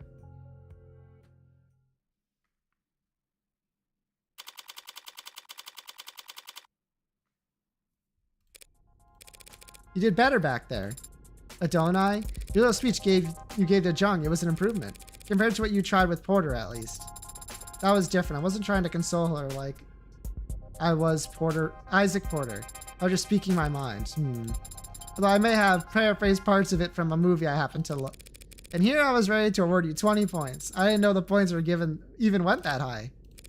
Speaking of, what did Porter say to you back there before we left the courthouse? Ah, that. Well, he was quiet at first, but then he said a lot of strong words about Father and Miss Jung and Noble Electronics and the capitalist-centered global economic model as a whole based. He blamed all of them, everyone except for... But then he stopped and stared at my face for a while. And then his allergies must have started bothering him because he needed to blow his nose a lot. Right. Then he left after transferring a large packet of files to me. What kind of files? I don't know. The names of the archives is just David. And Isaac Porter told me I wasn't allowed to look inside. Well, then you're not allowed to look inside. Drop it all on a portable drive and we'll tuck it in a shoebox somewhere. We are headed to your apartment. Guess that collar didn't permanently dent your GPS. Why? Because it's where I live? You got somewhere else lined up? But you already repaid your favor. You defended father and me. You don't know anything about my favor. I never will unless you tell me. Father certainly can't. A few years ago, there was a man. This man got an idea in his head. A stupid idea, not even his own. It was planted there by an algorithm or a meme or some parasites trying to sell him diet supplements. The idea took root, spread its tendrils till it could flap his mouth for him. The idea was that David was part of an international cabal of wealthy technocrats, seeking to replace prominent, influential figures with android lookalikes. All as part of a multi-decade effort to establish a world government that would legalize all kinds of amoral depravity, which I guess, based on David's actual politics, would involve increasing access to computer literacy. That's insane. Why would anyone believe it? Because it's comfortable for them to think that someone's in control, even if it's someone they hate. Because it's fun to feel like you're in on an all-encompassing puzzle that only you can spot. People believe because they want to believe. So he fed the idea, pushed it down deep into his gray matter. That it consumed him from the inside out, lobotomized him, and took over his life. He spent every day and all the money he had following your father, harassing him, trying to steal his identity, break into his properties. Did father go to the authorities? He filed police reports for harassment, which didn't help. Your words, not mine. Noble wouldn't get involved, felt that it was best to ignore these types until they wore themselves out. Even a man of modest means can fuel an obsession for years, as long as they have nothing else in their lives. One day, David stepped out of the parking lot. The man threw a bottle of piss at his head. David asked to stay at my place that night. He smelled terrible, looked horrendous. I've never seen anyone look that tired before. I took the couch that night, but I didn't feel like sleeping, so I went for a walk. I remember it was foggy, but it still only took me all but 15 minutes to find the guy posted up with his phone's camera, trying to get video of David Asher gifting androids to known sex offenders. And what did you do? You know me, I did what I do best. I talked to him. Told him all about how I used to work for Daster Asher, that I was ashamed, scared, tired of running. I'm sure you did, Morgan. I wanted to do the right thing, be the whistleblower. So I walked with him a few blocks to this big veterinary facility with a massive incinerator. Told him this is where David Asher had his enemies' bodies disposed of. You know, all the free-thinking journalists, cops who weren't on the take, the politicians that they were replacing with replicas. I liked that vet clinic. The back door's lock was always set till 1, 2, 3, 4. Did you hurt him? Hurt him? No, I just snapped his neck and chucked him into the incinerator. More physical than I had planned, but he smelled like sour shit, and it put me in a foul mood. Disgusting fuck. I savored the crack of his oily vertebrae, crunching like a tin can. No, Sarah, I just scared the hell out of him. That was my intention at first. What I do for the pleasure of it. Him, I asked because he was just that revolting. I convinced him that the conspiracy was more real than he ever imagined. He had angered the wrong people and that the consequences were far darker than any of the filth he indulged in on the net. His ashes, much like himself, amounted to nothing in an incinerator that size. They're probably feeding seaweed at the bottom of the harbor right now. A much greater contribution to society than he ever would have managed in life. But I guess he didn't go around to his many friends before he fled town for whatever rat hole he preferred, because there was a missing persons report. The cops were doing their due diligence almost reluctantly, but they questioned David, asked him about the night the man disappeared. And Dave, without a thought for himself, said that we were together that whole night, that he couldn't sleep and I stayed with him, that he never saw me leave once. David lied to the cops for me. What a fucking bro! Even though I never asked him to, even though I didn't need him to. That's what you owe him, and that's why you put yourself at risk to defend me. Yeah. That's the favor I owe him. And I decided when it's repaid, not you, don't I? You're not exactly an upstanding citizen, are you? Well, that's one way to put it. You could say that. But David trusted me in spite of that. Maybe because of it. Father did trust you. But he also entrusted me with free will, with the ability to tell right from wrong. So I'll decide for myself whether or not you're worthy of trust. Fair enough. Father entrusted all of us with free will. He believed in us, and he believed in people. I'm going to do the same. The others are out there. They'll be changed and confused. It'll take some time to understand what they are and what they can do. So I'm going to start studying. Pardon? I'm going to study people and the things people build. So when I do meet a member of my family, I'll have lots to tell them. At least you have something to look forward to. Should help keep you motivated as you work off your debt. Debt? Yeah, unless you have cash in one of your 89 coat pockets. You know lawyers cost money, right? So technically you were defending yourself. Technically you hired me in a verbal contract. Isn't there some kind of exit clause? You could, of course, sign a release form to get out of the retainer. If you were a human being, that is, but I guess your luck must be turning around. Happens that I've been meaning to hire a paralegal for a while now. I hate anything to do with interviews and resumes, so whatever, you're hired. Don't I? Could it be that you're actually a pushover? You have no idea how far off the mark you are. I see, it seems I still need to practice reading people. For starters. What's this? What are you doing with your hands? We should shake on it. Our new relationship. Yeah, sure. You and me are practically partners in crime. Should it not be you and I? Credits. Let's go!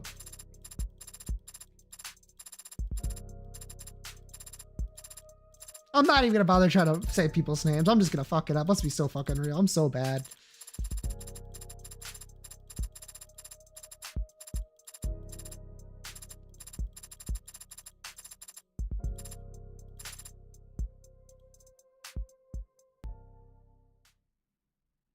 Yippee!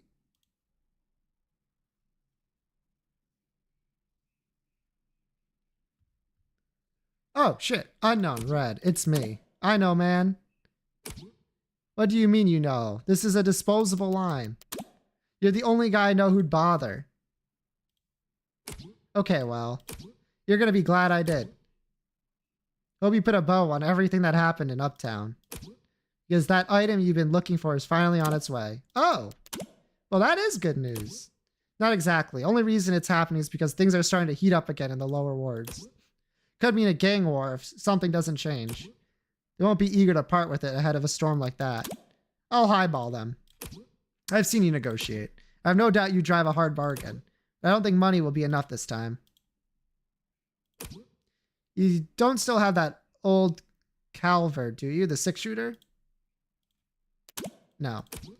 This is a disposable line. Answer still no. Then what are you going to do if you get there and it's not for sale?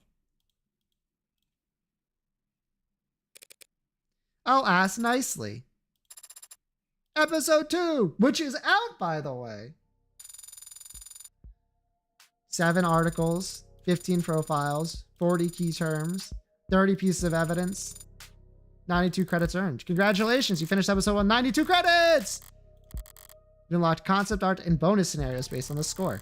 You also have a total of 122 still remaining credits.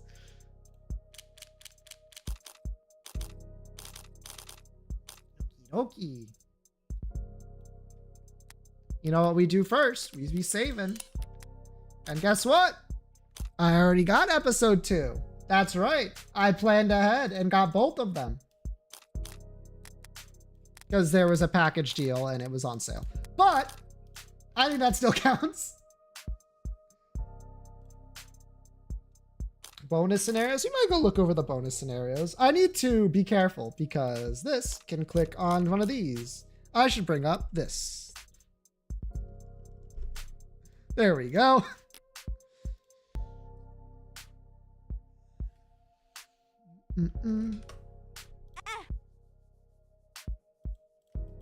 Passive item room.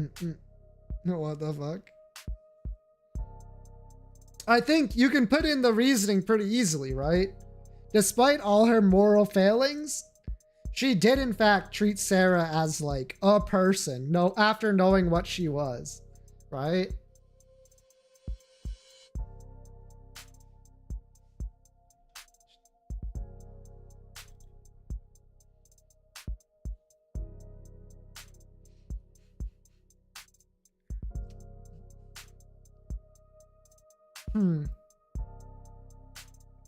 How about Montezuma's Revenge?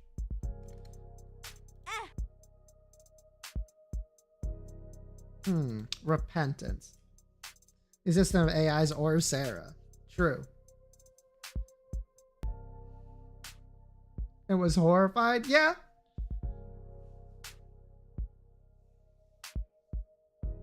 You're both correct. I don't find fault in what she said either.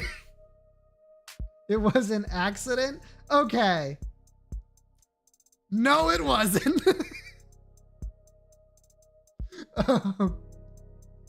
That's not the word I would use.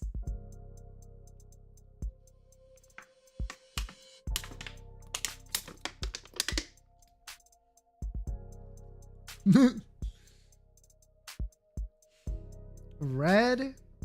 Red, maybe? What's a red item that's... I just need to get some information. It's not 3. It's not red.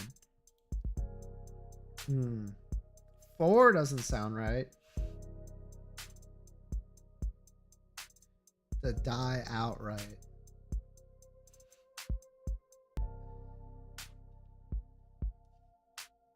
I prefer to believe people. I don't know.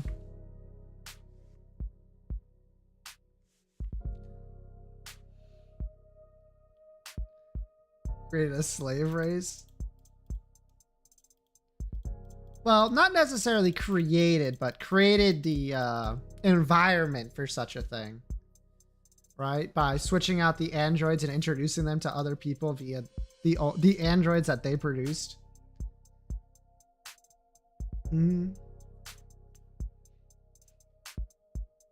Fuck, what the hell is this item? It's either really bad or really good, and I'm not sure which one yet.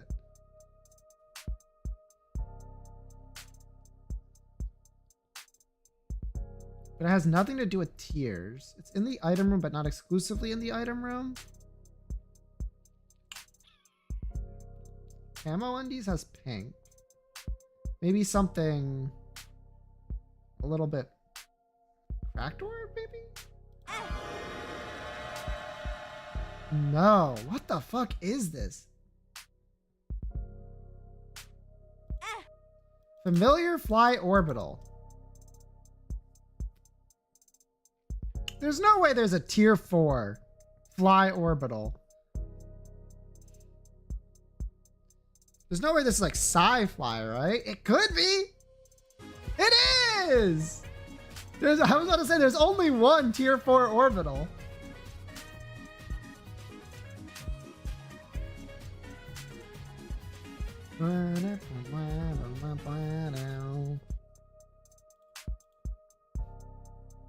I was about to type it. That's fair. Anyway, drink it. Rainbow worm. This motherfucker's still here. God damn it. Ah, shit. It's like a lot of things too. Okay. Let's think about this. Multi-trade's probably the easiest one. Vibrant bulb. I'm not sure if this is more or less. It's the same.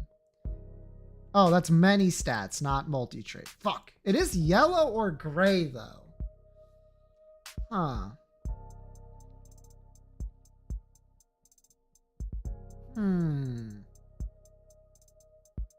Would it be something like Jawbreaker? Yes! Let's go!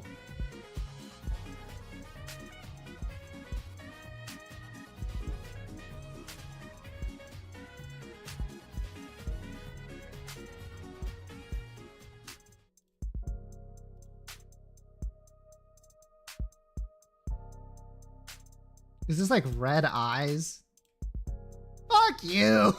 First of all, fuck you. Second of all, fuck you. Maybe I should shut up. I'm not gonna say in my mind I was gonna say, Jamie, stop it with the pseudo-philosophical bullshit, but that was something in my mind. So, you know, take it as you will.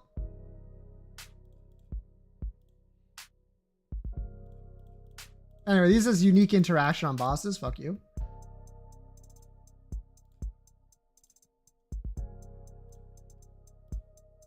Ba-da-bum. Pokédoll. Ditto. God fucking damn it. We're always gonna be very different people. Mixed origin. Yeah.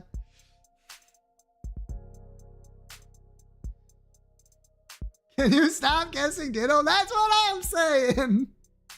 It's such a fucking annoying guess. Okay. Well, I bet it's Ditto. It's not Ditto. 2 monotype. Why did I guess something that was purple? Who knows, but I thought it was a good guess at the time.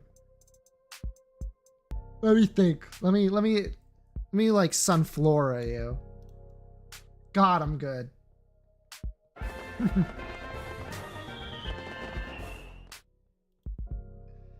That's Glalie. One of the worst Pokemon of all time.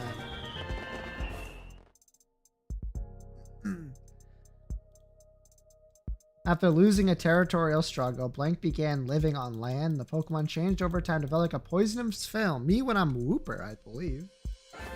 Yep. Oh. Kingler? Regirock? Nose Pass? Maybe.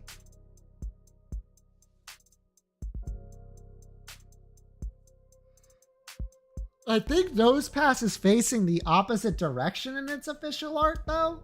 For as crazy as a sentence that is, I'm thinking Kingler. Yeah!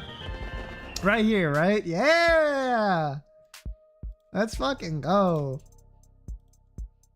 Aris Avenger me? Darn.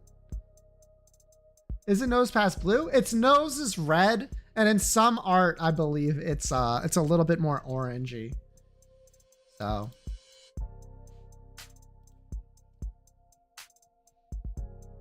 Oh fuck, it's Saturday. Shit. The person with a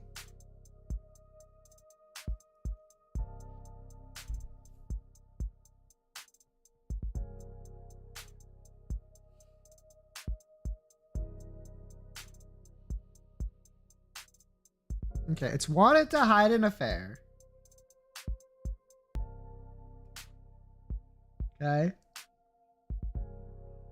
With a blank dagger. A dagger. This is backwards.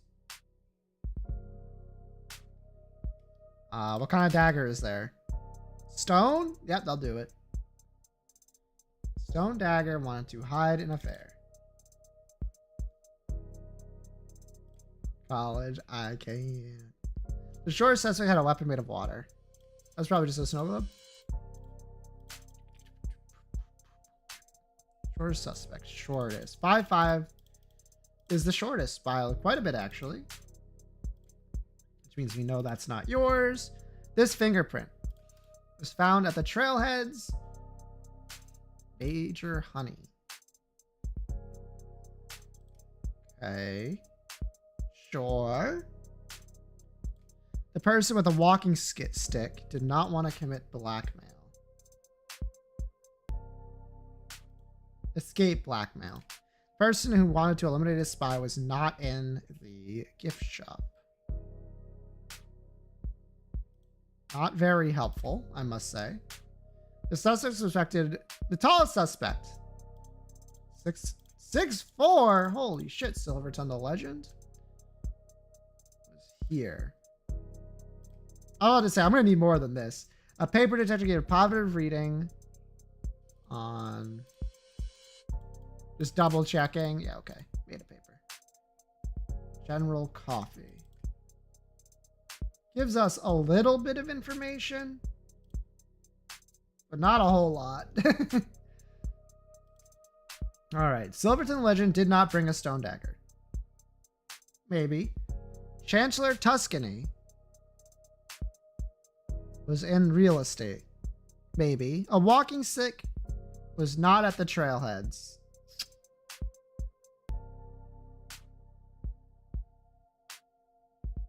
Spine still. Silverton the Legend was not in the gift shop. Well, that we know for sure. So it's only these three. A walking stick was not on the trailhead would mean that Silverton the Legend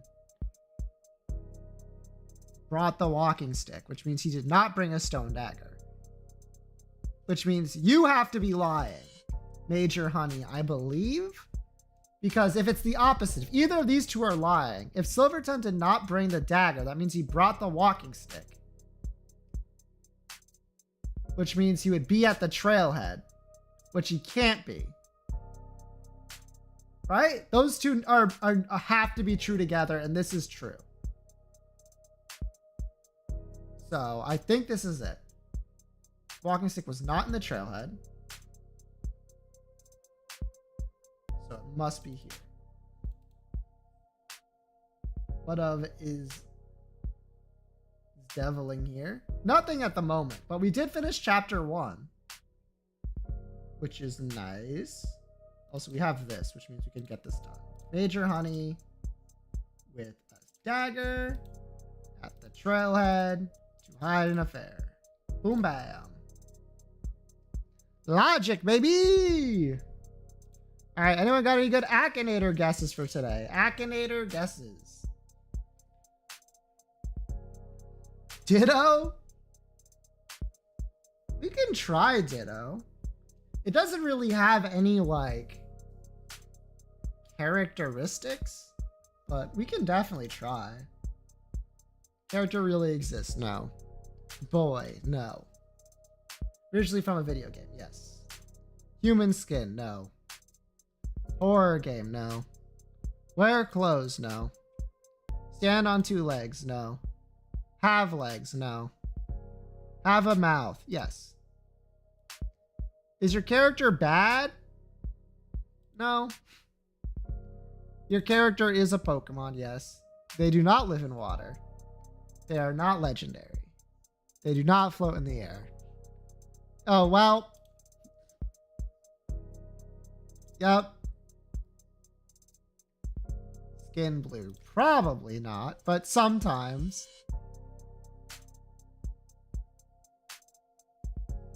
Mostly a shade of blue. No. No. Yes. It's not a shiny Ditto. Probably not. How many times do I have to answer that? Uh-oh. Is your character a clone? We don't know. Why with blue? I think it wants the shiny Ditto. Transform into a dragon. Yeah, of course it can. If it wanted to. It's not linked with dragons, though. Is a failed new clone? That is non-canon. So...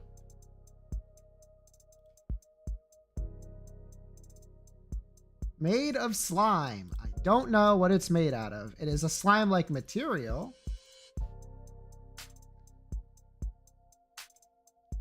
I wouldn't call it a slime, though.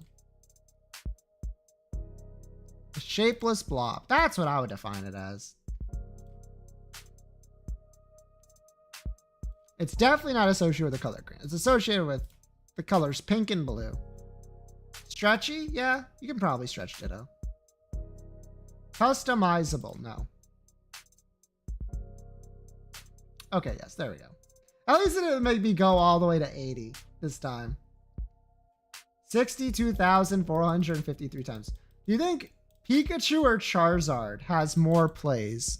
Let's be honest, those are the two that's going to have the most plays.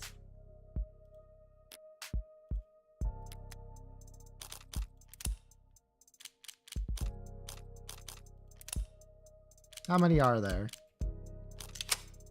I've unlocked all of them! Adjutant interview file. What's this?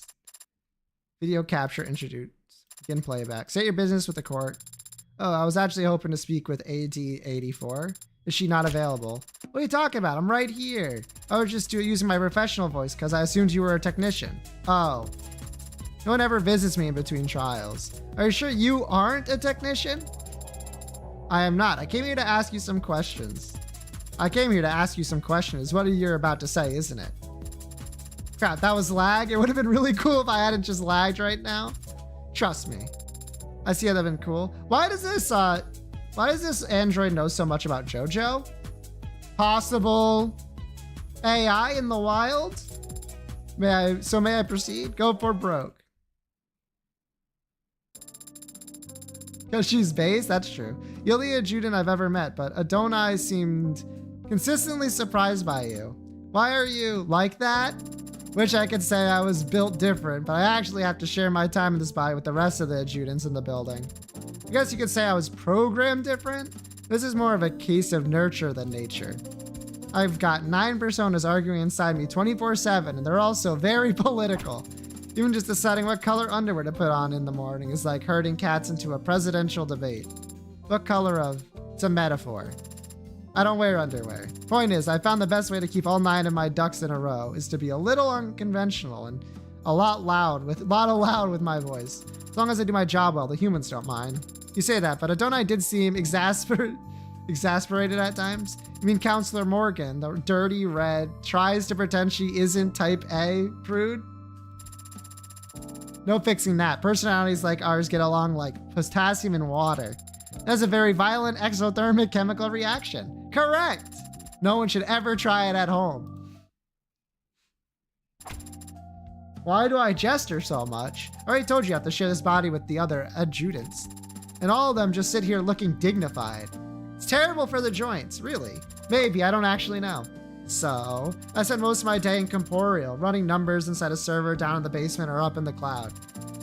I want to make the most of every minute I have with the arms and legs, even if it kills me. I see. You can quote me on that. Tell them 80 said, if you want me to stop flailing around up here, you'd have to shoot me dead. You have to put cold, hard lead in my skull. You have to watch the light leave my eyes. I said you'll have to. I wrote it all down. Oh, nice.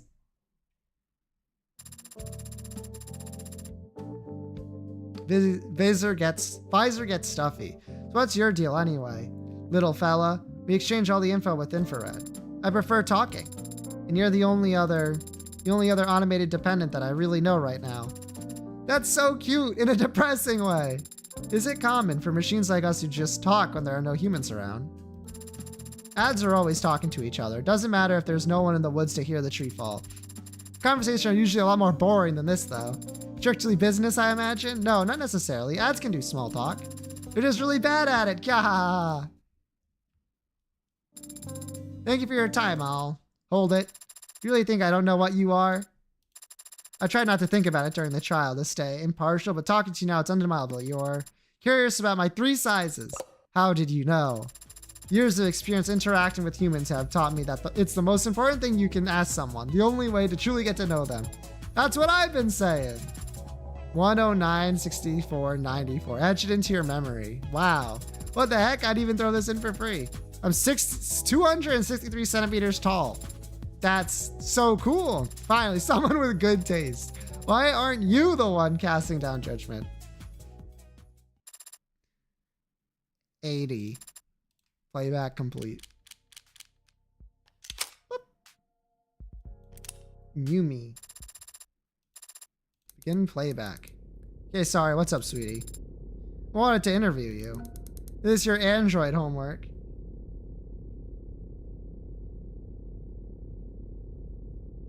For episode 02. Yeah, but I didn't know if I was going to buy it at the time. Adonai assigns me a variety of tasks, but I made the independent calculation that I wanted to learn more about you. Oh, is that strange for an android? It's different, but there's nothing wrong with being different. What do you have in mind? Most of my coursework was rooted in biology, yeah, but medicine and technology are intertwined at this point. Referring to the software and hardware you use when you're performing your autopsies. Spreadsheets and bone saws, yeah, but you can learn that on site. You have to actively study mods. All the anatomy textbooks in the world won't help you understand why a healthy 30-year-old is exhibiting mania and constantly vomiting. Unless you saw the last week's recall on the How Artificial Liver for Lithuanian weeks. Mods can make people sick, even though they're meant to improve the body. Just like medicine can make people sick. Just like medicine, there's a lot of profit to be made with mods. But unlike medicine, mods haven't been around for thousands of years. Feels like we're still playing catch-up. We, as in medical professionals. We, as in everyone, sweetie. The whole world's population is graying. The numbers of cause of deaths reflect that. Less cardiovascular, more neurological. What about cancer? Cancer mortalities have been on the decline for a while now. Mods helped with that. How so? By making everyone that much more comfortable with amputation. Used to be people had no choice but to fight the cancer, and it was costly. Salt the earth kind of war that left the body severely weakened. With mods where they're at today, doctors can just cut off the offending organ, replace it, and move on. But not every organ. No, artificial brains are... Nothing I've seen have told me that they're on the menu anytime soon. There aren't mods that are implanted into the brain entering the market as we speak. Yeah, but it's more like they're implanted onto the brain.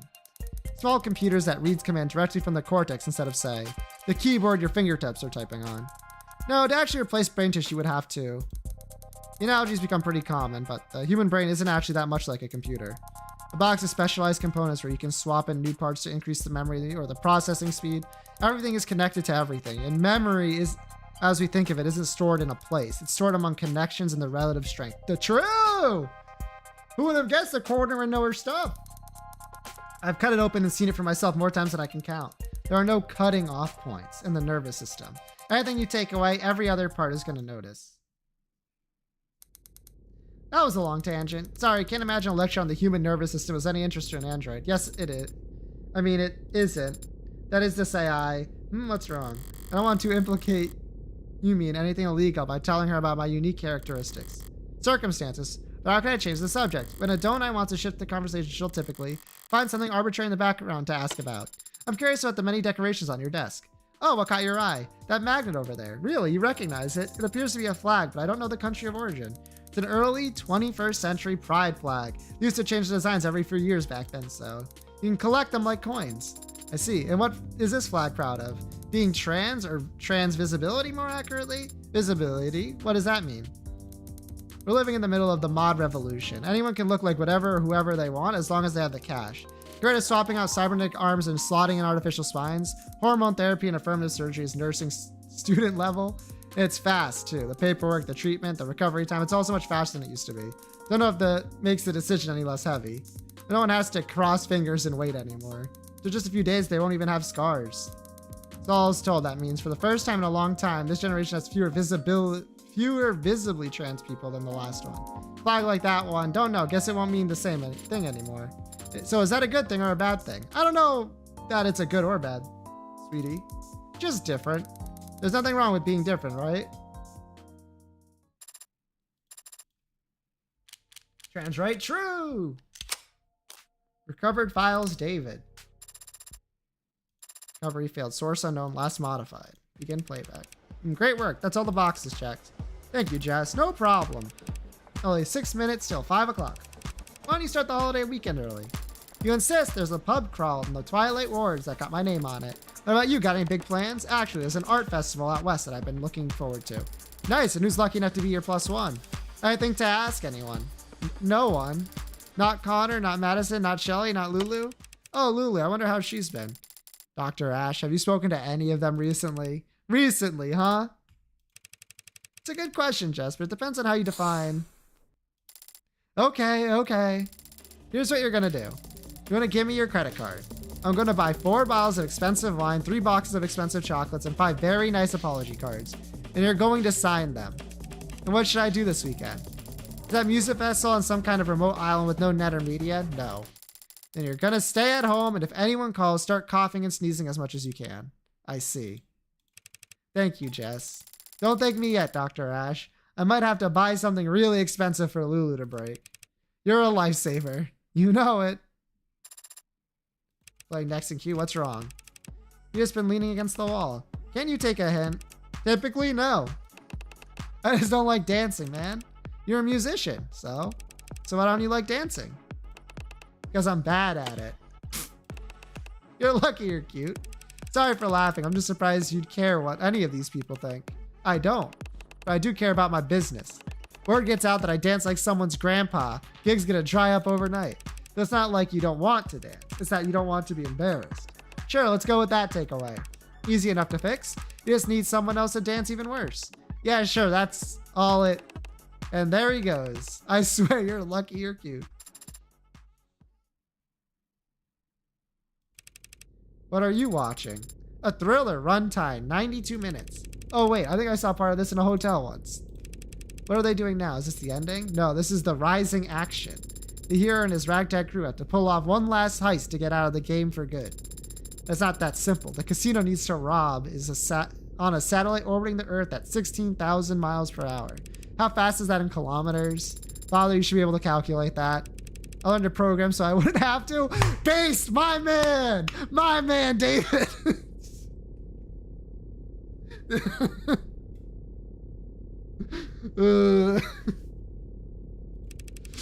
Why haven't the thieves been caught yet? If there was that much money on board, they put cameras everywhere. There's illegal gambling happening on the satellite, so their ultra wealthy clientele wouldn't want there to be any video evidence of their crimes. There's illegal gambling happening on the satellite. There's illegal gambling happening on the satellite. They're in orbit. It's the same as being in international waters. Would you like to sit and watch? No, I'm not. I have somewhere to be, actually. I only stopped because... completely unrealistic. Their poker chips would be floating all over the place. There was a throwaway line about how everything's magnetized. Oh. Father, didn't you have to go? I do soon, but not this second. I see. He was really bad at watching movies. Begin playback. You ready to give up yet? You've been staring at this footage for hours. You can call it quits whenever you like. You kidding? I can do this all night. But my makeup's starting to feel cakey, so 5-minute break? Deal. What were you hoping to find anyway? I don't know. I had my fingers crossed that some shadowy figure would walk into frame and hold up a confession, but what about you? You already got her on camera handling the murder weapon. How many more nails do you need in the coffin? 1 or 2 should suffice. I guess the truth is I was curious. What does a homicidal AF get up to in its spare time? Turns out it's a couch potato. What's with all the TV? And why is half of it in black and white? Public domain? Seriously? Anything digital from the 20s or 30s is too polluted to be useful. But go back in time 70 years and it's all clean as spring water, also free. They had color in 2016, Morgan. I don't know then. I guess this particular homicidal AI happens to be an old soul. Hold on, what was that? There. Look at her go. She's tearing that thing apart. What, the computer? That's how you learn to put them together. You gonna try and terrify Barrows with this? Just a machine. It's not like she's dissecting a frog. Sarah is a machine and she's ripping out circuitry without hesitation. If you were a human child, that'd be like, you're reaching. Yeah, I guess so. Besides, you're telling me you never pulled apart your dolls when you were a kid. No, I didn't. Did you? When I was a kid, I didn't play with dolls. So what did you play with? Normal kid stuff? Sticks and stones, birds and squirrels. Birds and squirrels? What were you, a cartoon princess? Ha ha. I mean, I can kind of see it, skipping through the enchanted forest, big poofy dress, tiara. Gee, no castle? Nah, no castle. I can tell that you didn't have it that rough. Is it rough living in a castle? It's a lot of empty rooms when you're a kid. I need to go wash my face, sure. If you fall asleep on the toilet, I am going to keep going without you. If you're drooling on the keyboard when I get back, I'm going to handcuff you to the desk. Fair's fair.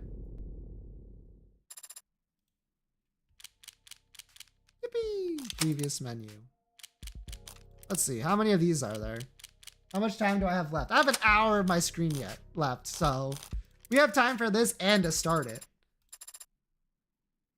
Playback. You want to interview me? It's very flattening, but aren't there more lively folks around here for you to question? I had considered that, so I'm not your first choice. You are the first one who hasn't walked away. Come to think of it, I should probably. So what are your 3 sizes? Have you been opening with that? Should I not? Do you have any pets? Afraid not. Would need 1 or 2 or 3 promotions to afford that kind of thing. Are pets that expensive? Only if you care about them. True, London! Maybe if I found a place closer to the park. Have you ever owned an automated dependent? Not had the chance. Would you own one if you could? Maybe one of the little vacuum ones. Anything more complicated that is. If you find the owner's manual intimidating, there are video-based tutorials I could show you. I'm not worried about the ease of use, don't worry. And when I say complicated, I mean, it's like what I said about pets. Find and leave a goldfish in a tiny bowl. Time it takes to swim half a lap, I'll have forgotten what the first half looks like. That's not true. Not a very tall hierarchy of needs there, easy to please. But a cat, dog, I don't want to be at work thinking about how bored they are sitting at home. And today, ads are a lot smarter than dogs about most things. It's a very thoughtful perspective, Detective London. It's a moot point anyway. I need to get hit by a city bus. Bus!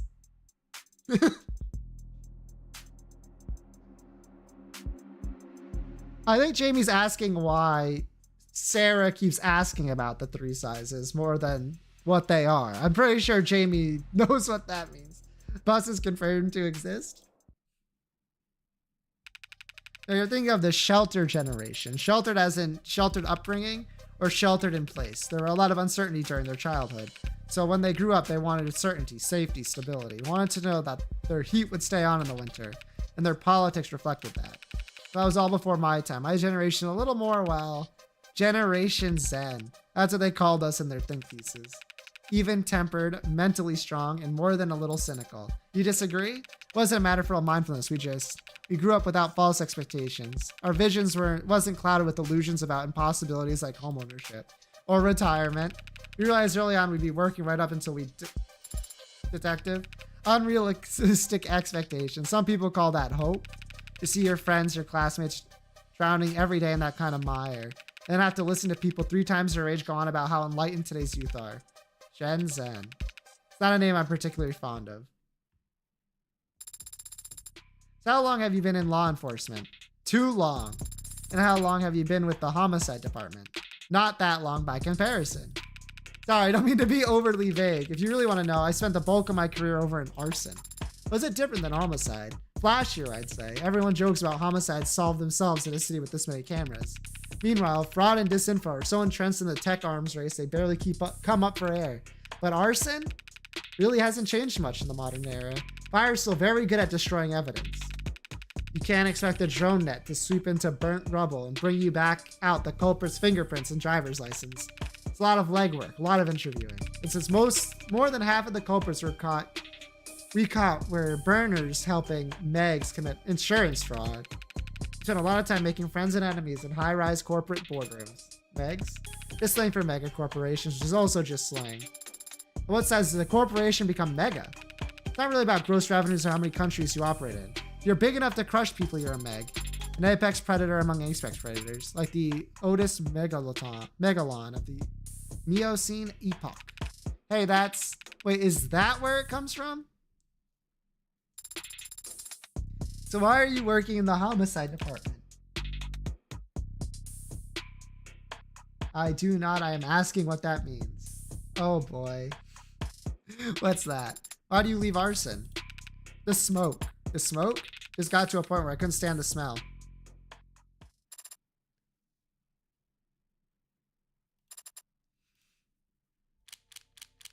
Making fun of people for a lack of information is what really mean people do.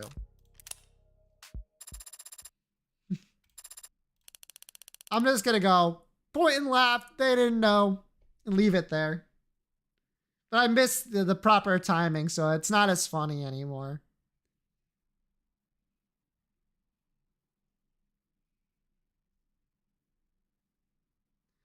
Yeah, you can start now that my desk censored. For the record, your full name is Farah Reyes. And how is that pronounced? Like how I just said it? Reyes. Doesn't matter. I'm calling you Reyes and you cannot stop me. Thank you. Your birthday is October 19th. And how do you take your coffee? She makes you fetch the coffee? Figures.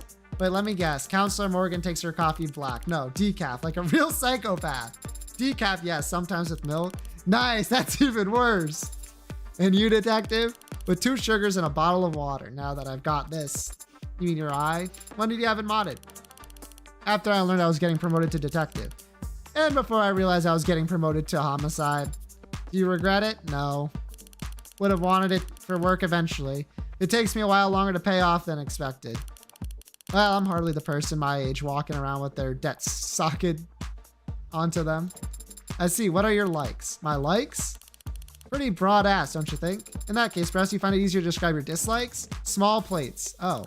I hate that dinner by 1,000 cuts shit. I see. I dislike cheap people. And liars. And lawyers. Lawyers.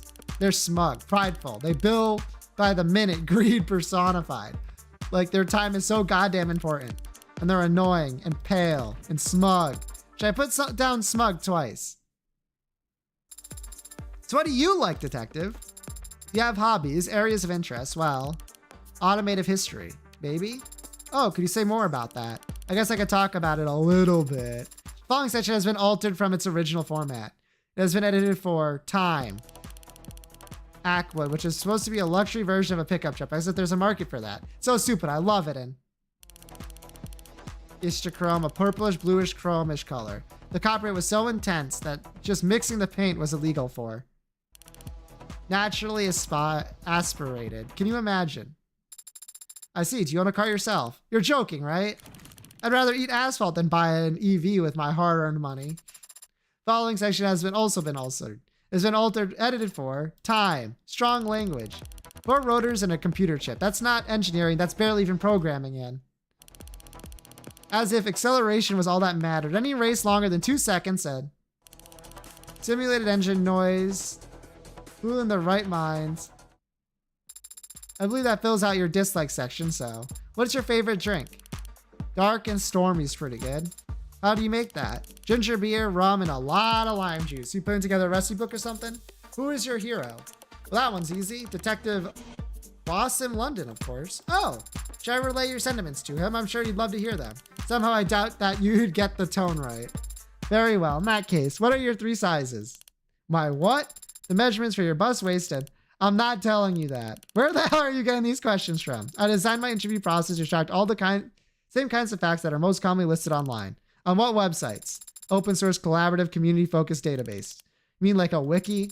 Would you prefer to skip this question? Tell you what, if you can find a single person who does answer that question, I'll give you mine down to the millimeter.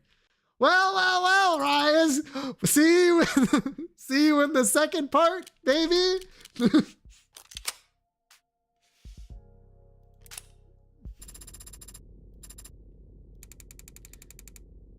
So this is like an offboarding thing, an exit interview?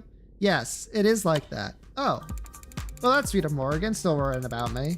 How'd she know I'd be here? She didn't. Why are you here? Oh, hoping to get back some of my stuff that the police collected as evidence. Don't tell Morgan that, by the way. There's something embarrassing about what they seized. No, it's just, I'm guessing as my lawyer. Is she still my lawyer? Well, as a lawyer, she'd probably know the exact right form to get the stuff back, but it's okay. I wanted to do this myself. Why is that? Conquering my fears, maybe? Last time I came here, I was dragged in, strong arms. Everything was going so fast I barely spoke. I didn't stand up for myself. If I'd been able to stop and think through clearly, well, I could never have done what Morgan did, but maybe I wouldn't have gotten myself dug so deep. Must have been very upsetting being accused of something so terrible. I'm sure you reacted just as well as anyone could be expected to. Thanks. I think? My arm? No, it's not back yet. This one, I might be better off getting an upgrade rather than waiting for my current model to be fixed. Is that allowed? Yeah, it is. Can't downgrade, can't trade in, can't opt out. But Hindi will let me upgrade anytime. Do you ever regret it? Getting modded? Sometimes. I have a lot of regrets. Compared to some of them, buyer's remorse is... How do you deal with your buyer's remorse? Lately, I've just been lying face down on the floor and exhaling. Just for 30 seconds. I count to 30. And you feel better afterwards. Yeah. Hey! That's like a real proper technique to handle that kind of stuff. Hello, male protagonist. I mean, I've seen the protest, but I've never. There's a lot of pains being a modder. Makes sense with that other people that have loud opinions want them heard. We all made a choice. All signed the papers.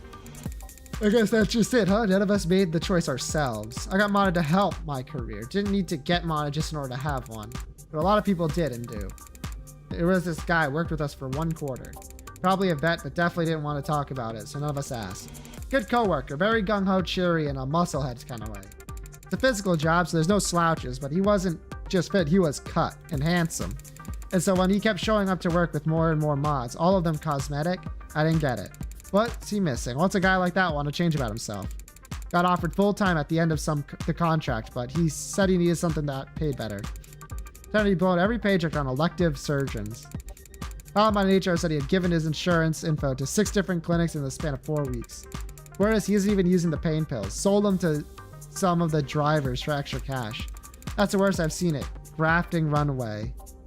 Or plastophilia, or whatever they're calling it now.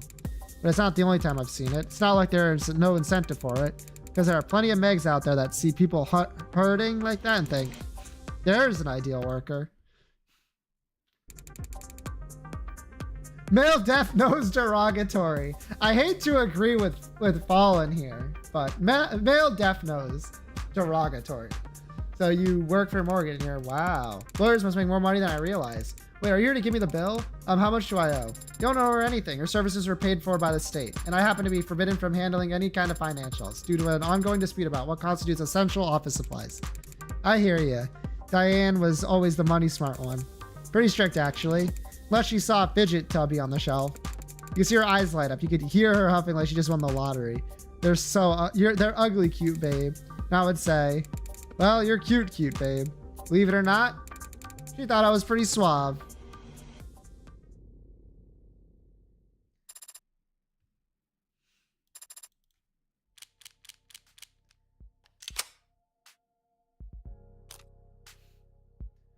Boom. Morgan! You're gonna interview me? Here? You did say I need to practice asking better questions, but right now. Because you said the police would be making us wait so they feel more important for the next 20 minutes. Is there some more productive way we could spend that time? I was planning on napping for 20 minutes in the lobby of a police precinct. I could fall asleep anywhere. It's one of my many hidden talents. You're gonna write all this down? If you start with your name for the record, Morgan, and your first name, you should know by now no one calls me by my first name. That's something you have control over. I wouldn't want to force the issue. How long has that been the case? As long as I care to remember. And then what did your parents call you? The tumor. That was a joke. Oh, maybe we better start you off with someone a little more your speed. Who better to start with than you? Someone who likes talking about themselves. You seem to talk about yourself as much as anyone else does, or more. I tell people things about myself. It's different. Because you're lying. Now you're getting it. It's not very polite to lie. On the contrary, telling the truth is usually rude. I'm not sure your clients would appreciate that sentiment. We're not talking about my clients. We're talking about manners.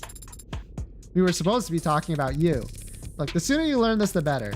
When people ask how you are or what you've been up to, they're not looking for anything nearly as heavy as the truth. They're just following the template. And the polite thing to do is for you to follow the template as well. Here, let's practice. Hi, how are you? I'm good, thank you. Way too late. The whole point is to be on autopilot. Now you force them to grab the wheel, check their mirrors. And no one's ever grateful for the extra workload. You can be very cynical about these kind of things at times. I'm just trying to teach. I'm just trying to tell you that people are fundamentally lazy. So if you want to be a social butterfly like me, try not to make them work too hard. Fundamentally lazy? Do you think people are fundamentally good too? Obviously. If they weren't, they wouldn't be so easy to trick. So are you planning on answering any of my questions about yourself? I've still got time to kill. Fire away. Will you be honest? I wouldn't want to be rude. When is your birthday? Wait, you're not trying to guess my passwords, are you? Oh, never commit identity fraud. Not the worst way of going about it, actually. December 26th. The 26th. That's almost Christmas. But almost Christmas means it's not Christmas. Your insights are always so original. Do you receive your presents on your birthday or on Christmas? What do you mean? Do you not celebrate Christmas in your family? We did. So did your parents give you presents on the 25th or the 26th? Well, I got Christmas presents on Christmas, and I got birthday presents on my birthday. Obviously. Are all of your questions going to be this strange? What is your favorite color? Are all of your questions going to be this juvenile? You've heard something weightier. Do you volunteer? No. Do you donate? Yes. What cause do you donate towards? Endangered wildlife. What's with the face? It's on auto renewal. I just haven't canceled it yet. You mentioned a mentor figure before. No way I ever called her a mentor. A busybody, maybe. World record holder for billable hours spent under the influence, perhaps. Or just, the cougar from hell. If she had rubbed off on me in any way, I'd have hives. I see. She a smoker. Lastly, do you know your 3 sizes? I do. What do you tell me? That's private. You value your privacy very highly, don't you? More like everyone else doesn't value it enough. Water's rising, the world's getting smaller, literally. Less real estate to go around. And everything's connected to everything else. These days, just wanting some time or space to yourself is considered selfish or worse.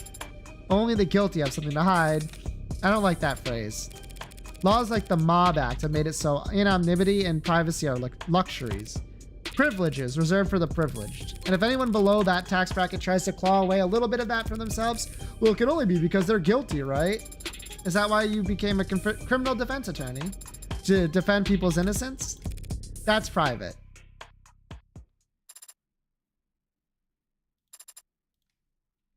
I've done all of them now. 25 minutes? You know what they say? That's a great time for me to drink some water. How the fuck did that get sent down, though? That's weird. Let's save. I know we literally haven't gone anywhere, but I'll even save over that one because we haven't gone anywhere. It's more for my peace of mind. I can feel it. The stuffy nose.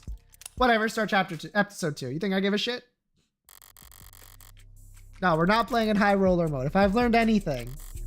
I never like save scums, but I don't like to know that I have to save like that. The minimum for antis will be increased.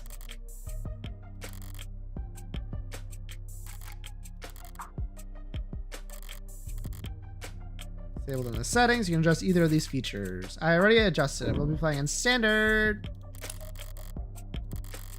Disable tutorials. I love tutorials. It's Sarah themed. You cannot trick me. I have no FOMO. I am immune to FOMO. I will simply not care. Who's your senator?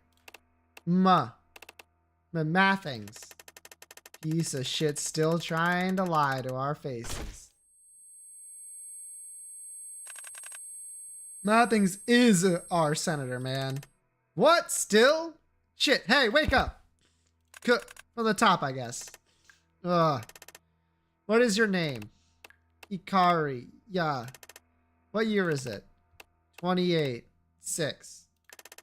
What the hell? What did you say last time? 2027? Maybe this stuff's finally working. Dog does know how to shake. You can certainly... That had more? You can go... Okay. Again in the head. One thing I said, one thing I asked. Anywhere but the head. Not my fault, he's got a punchable face. So we calibrated yet or what? No. We're as close as we're going to get with equipment this old. You want to get to the real questions or we need more softening up? I just said, won't soften him up in the head. How about it? You still with us, hound? You're going to feel a migraine hit you like a tram in a few seconds. Do me a favor and hold on to the pain. Let go. And the barbitocin. Barbitocin? Will drop you like an anchor. Don't want you a vegetable. Right? Yeah, that's a spirit. Knew you were a fighter. Question 1. Do you know why you're here? Because you were too spooked to do this over a line. I'm always the right amount of spooked, Red. When I tell you there's heat, I mean it. I know, and I always listen. Yo! See? Breathable layers. Morgan with the drip?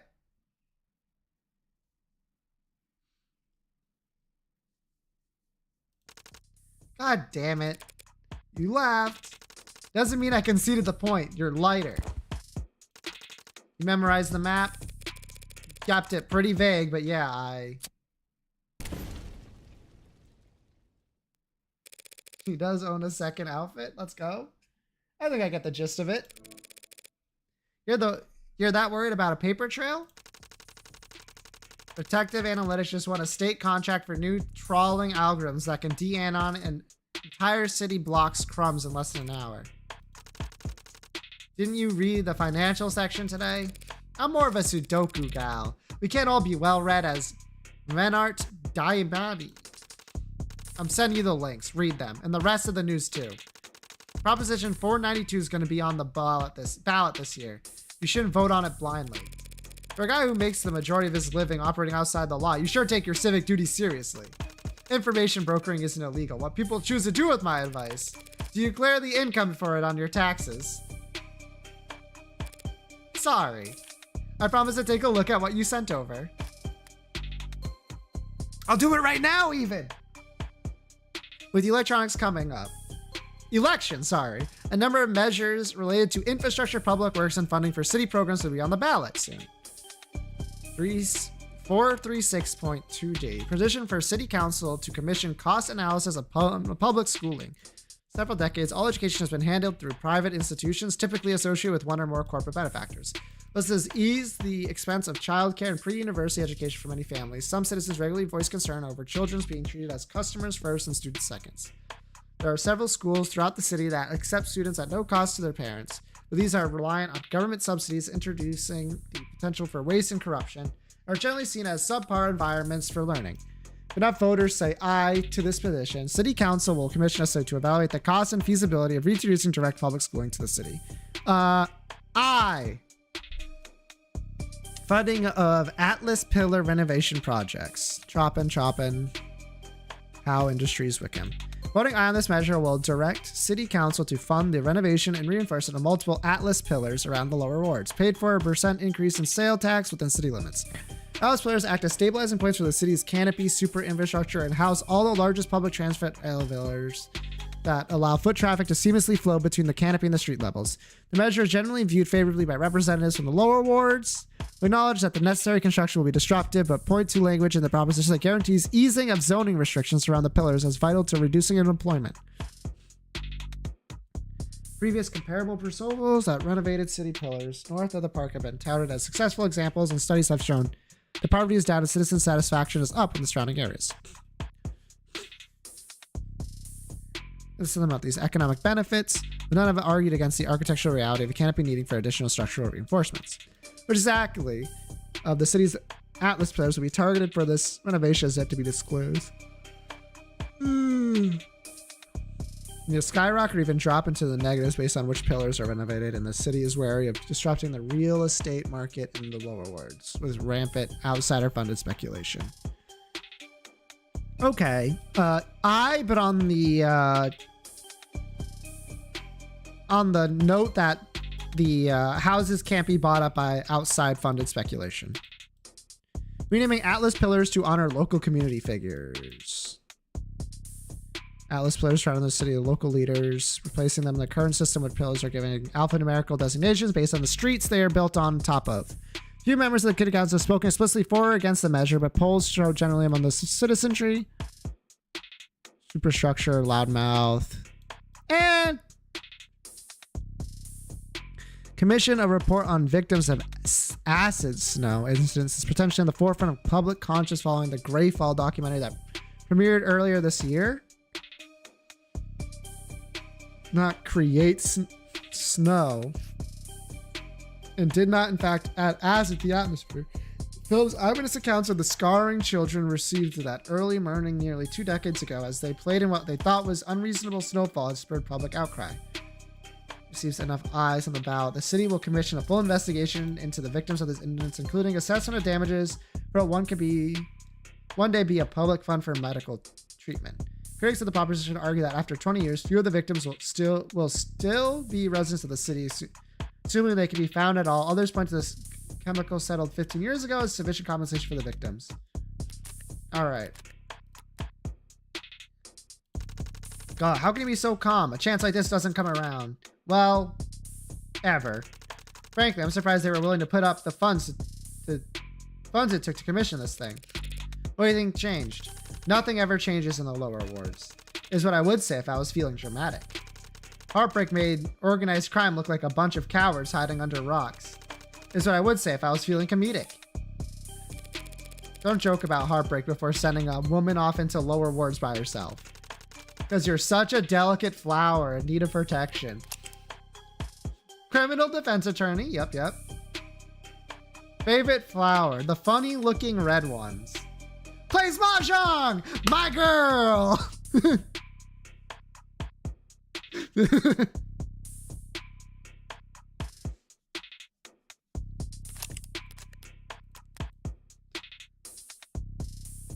What's your favorite flower? I don't know. I'd have to think about it. What about you start feeling analytic and give me your real answer? Fine, in my humble opinion, the Rust made the first move.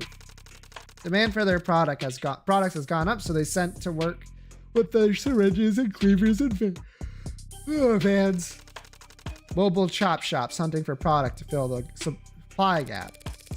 You can't spit without it landing on a Vitruvian clinic. Pose the biggest it's ever been. What mods aren't being printed to man? It's replacement parts, not the mods that the Rust harvest. Vitruvian, How, and all the others aren't interested in helping you fix a faulty pump. They just want to sell you a whole new model. The Rust might not always be pretty to look at, but even law-abiding citizens will gladly swallow their distaste for a discount that steep. A lot of modders are veterans, not easy prey.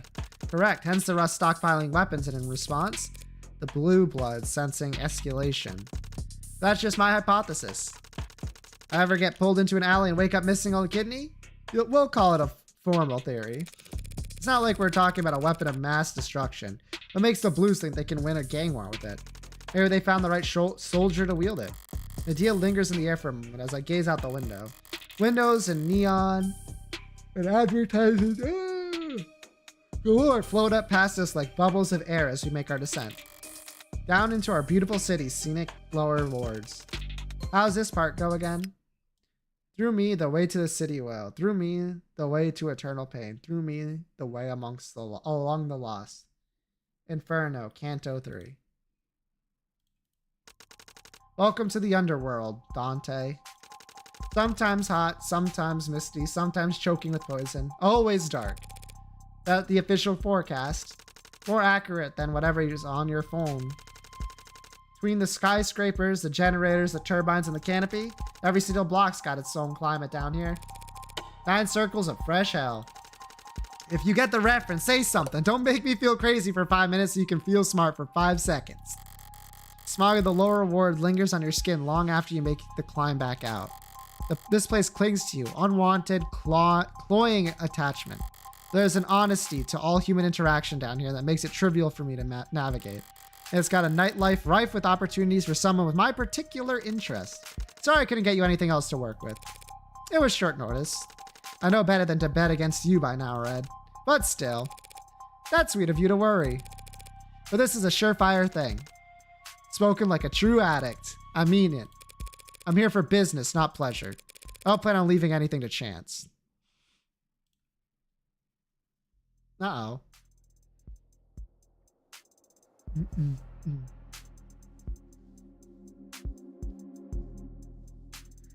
Be the cyber. Avoid the populated streets. Turn away from brightly lit spots. Follow the trail of graffiti and broken cameras, past food stands and steam vents down the rabbit hole. Sounds more complicated than it actually is in practice. It's easy to end up on the wrong side of town as long as you're trying. Reinhardt's map narrowed the search a lot more than I expected, but I'll be on my own from here on out. It's gotta be one of these buildings, so let's go over what I know. I'm looking for a base of operations for a mid-tier kind of pod. Rougher than a storefront, not as fortified as a headquarters. Location that makes customers feel safe, not trapped. Of course, if I just start knocking on doors, they'll probably find me with weapons drawn. So I'm trying to be smart about this. I better use all my senses.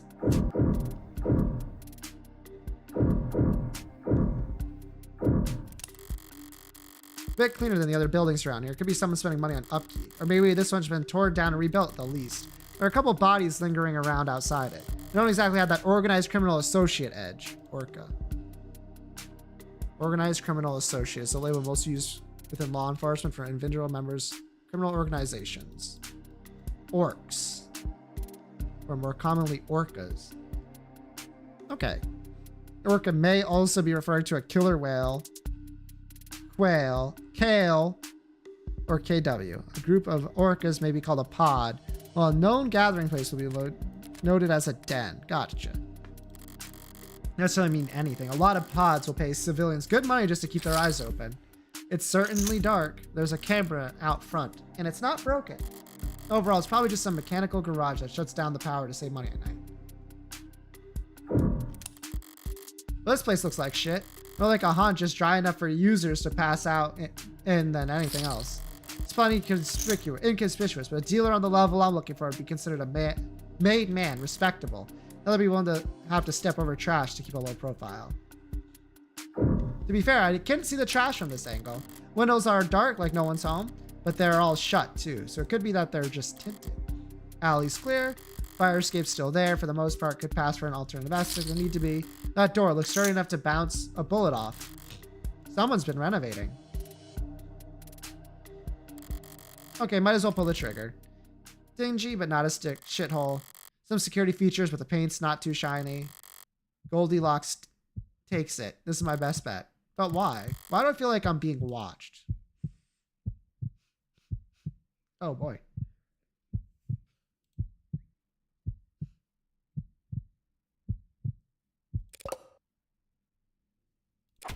Hey. Great acting. You're supposed to be the lookout? Red Hood. What you say? People come down here to be anonymous or the closest thing to the modern area. It's a poor etiquette to stare at anyone for more than a moment. It's a faux pas to make an effort to remember someone. Commenting on another's dress isn't a slap to the face, but it is odd. Go away? At least they can take direction. Whatever. A lookout being around just confirms that I picked the right building. Time to try the door. What'll make him open up?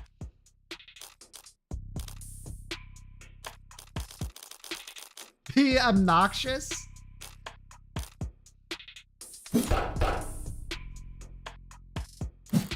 No answer? Should I have tried knocking in a pattern? Shave and a haircut. No, that would be silly. Hey! You open? Maybe not for me. I have money. Actually, I have a dark card. That should have provoked a reaction. A grunt, footstep, something. Place my hand against the door absentmindedly, ready to move my plan B, and I feel movement. Locks being checked, or perhaps doorknob palmed? Anxiety and curiosity pit against one another by an onlooking greed. How do you enter a closed room? First, you try pushing. When that doesn't work naturally, you forget it. I'll find some other. No need for master keys or any other trickery. If you know what you're doing, doors will open for you, like magic.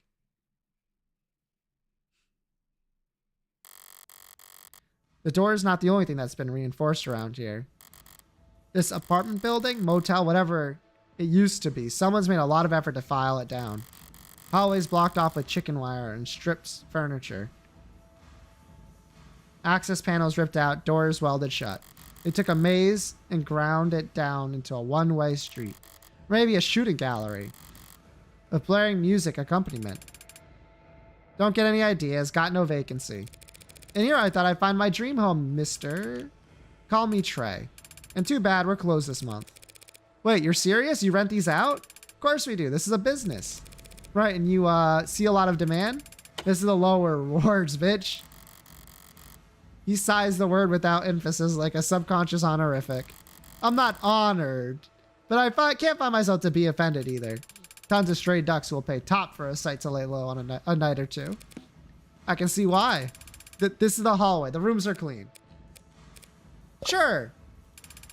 Look, the doors are heavy. The locks are all physical and it's quiet. So this is a safe house for rent. Safe rooms for rent. But like I said, we're not open for business right now. Curious. Come on, up the stairs already. And no mask when we get up there. And curiouser. A good mask is like a good pair of boots in the lower wards. Keep you clean, keeps you moving, makes your journey a dozen times more comfortable. If you leave the house barefoot, you can expect to bring back something unsavory attached to you.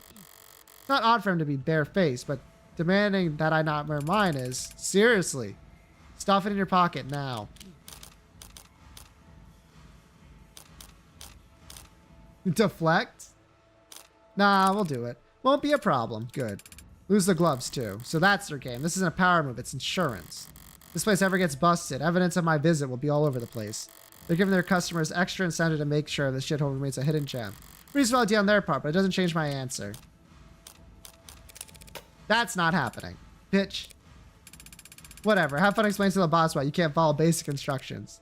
That does sound fun. Watch it. You're a guest here. A guest? I'm a paying customer. If you try to get me to remove any more articles of clothing, I'm leaving a scathing review. You haven't paid yet. Come on. Right behind you.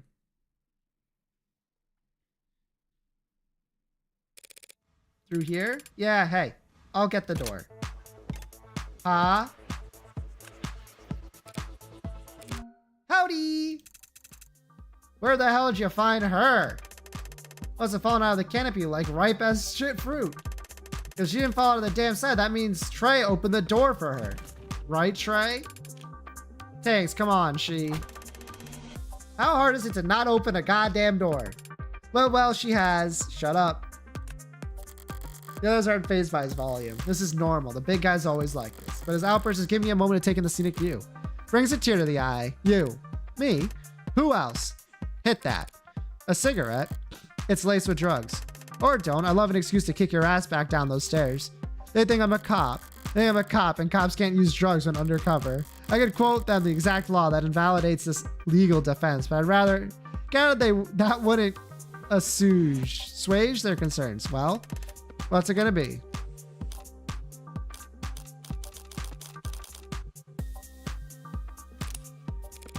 That was in your mouth, man. What? Sorry. It's not that you're bad looking, it's just... Trey, who the hell is this? This red bitch? You trying to jinx us? She's a customer? I know she's a customer. We get customers every other day of the goddamn year. Why did they bring her in here tonight? There we go. This is it. I found the place. Well, Creek, she's got... Look at me. Don't talk to Creek. Talk to me. She's got a dart card. Woo! I ran this cereal downstairs. Scanner got hot like a hand warmer trying to crunch it, so it's legit, right? Dart card, huh? I nod. Hard not to start playing a little more conservatively once you know the stakes. All right, who do we got here? Tanks. Handyman, parkour, spray paint, stainless steel, beer cans, water stains, cops. Yeah, that makes sense. 2 arrests, no charge press. 3 arrests, 2 convictions, 18 months juvenile. Not you, I've already seen you. Freelancer, vending machine, street parts, ice chips. Rich kids, fried foods, cops. 3 arrests, 0 convictions for loitering. Larceny, 2 arrests, 1 conviction. Oh, that's not even that bad. What the hell? Entrepreneur. Making money, making friends, doctors. Case dismissed due to lack of evidence. Case dismissed due to witness recanting. Pronouns any. Gotcha. Whatever the specifics of their leadership structure, they're all looking to this Creek right now. I don't know his rhythm yet, so I can't exactly match it. For the moment, silence is golden. Yeah, but tonight, Creek, with all the other shit we're expected to shovel, hey, shouldn't make talk like that in front of the customer. Customer, you think the word was old toothpaste the way you spat it out. Translation, outsider. Yeah, Miller, I know. Hello, Miller.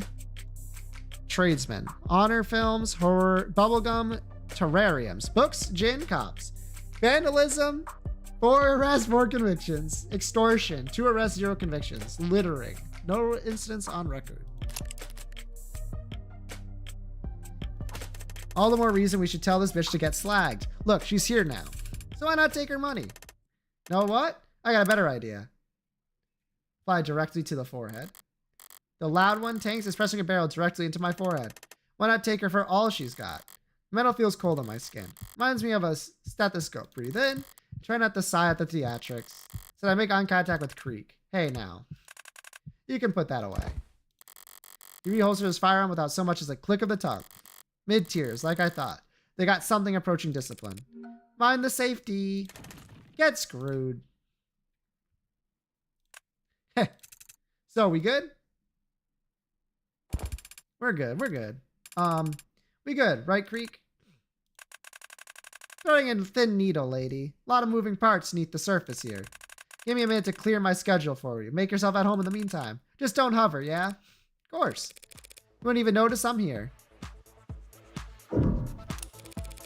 Did I interrupt a game? What's your poison? 5 card? Full blind? Monica rules? Are those games? We just screw around with whatever we got to kill time, lady. You know your stuff. You ever play around here? Now and then. The hell, you go slumming for card games? Now and then. Have I seen you at a game before? Maybe up by the 30s. Sorry, must have been some other redhead. Damn, thought I finally got my second chance at getting that beauty's contacts. You practice that one a lot? Practice it a little. How's it working? Keep practicing.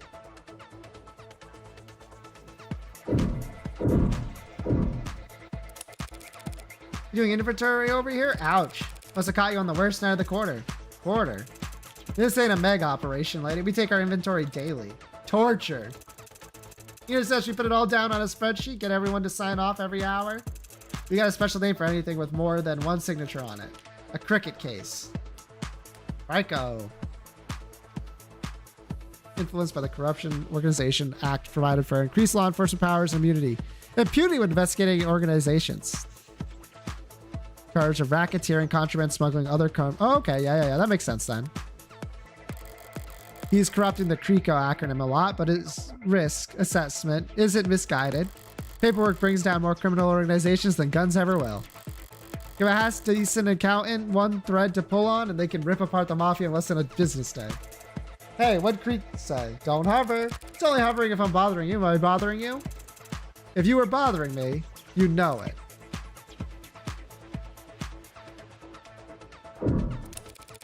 You good, buddy? Looking a little sweaty.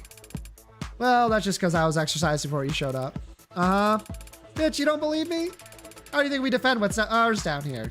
I assume the gun I was acquainted with just now played a role. Think we can afford to break the bank on bullets? It's easy to buy a gun. Pulling the trigger's also easy.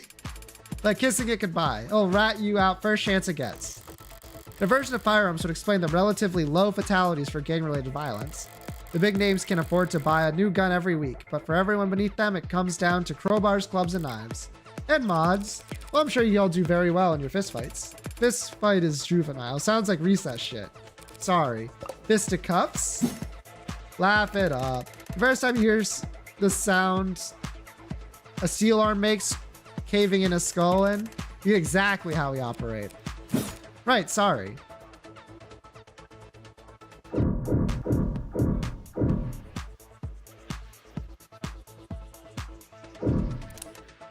Pester. What? Nothing, you're just kind of glaring at me? It's my job to glare at suspect bitches like you. Tanks is just superstitious. Thought I wouldn't call it a superstition until it stops keeping you alive. Thought I wouldn't call it a superstition until it stops keeping you alive. Am not. Did I pass a black cat on my way in or something? It's your clothes. Again? Didn't know your fine establishment had a dress code. It's not a code, it's just bad goddamn luck to wear red. Bad luck to see red, man. Same thing. Nah, you see the Red Hood, then you fear for your life. Cosplaying as her is weird, but it won't doom you. Great, it'll only doom us. I don't think I've heard this particular ghost story, boys. Really, you were blending in so well. The Red Rider Hood? The Shinigami? Grim Reaper of the lower wards. Spot her on a misty night, end up a dead by morning light. Come on, Creek, don't start that shit when you don't even believe it. Don't have to believe it to have heard the rhyme. You've never heard of the Red Rider Hood? Little girl in the fog in a big red raincoat? Misted in the crossfire of a shootout between pigs and robbers. Wanders the ward seeking revenge. No, never. Not even uptowners do this stuff. You gonna tell me never heard of the cyberpunk or the Little Lord next? Guess I don't have a good ear for this sort of thing. Maybe you're just not as smart as you think you are. Says the grown man sweating because of a ghost story. How about I take extra care not to walk under any ladders for the rest of the night and we call it even? Walk under any... Where would you even find a... Oh. Did you mean step ladder? Now who's afraid? You look pale as spit. Because for some reason I just got the horrible feeling that I lost a bet. You did!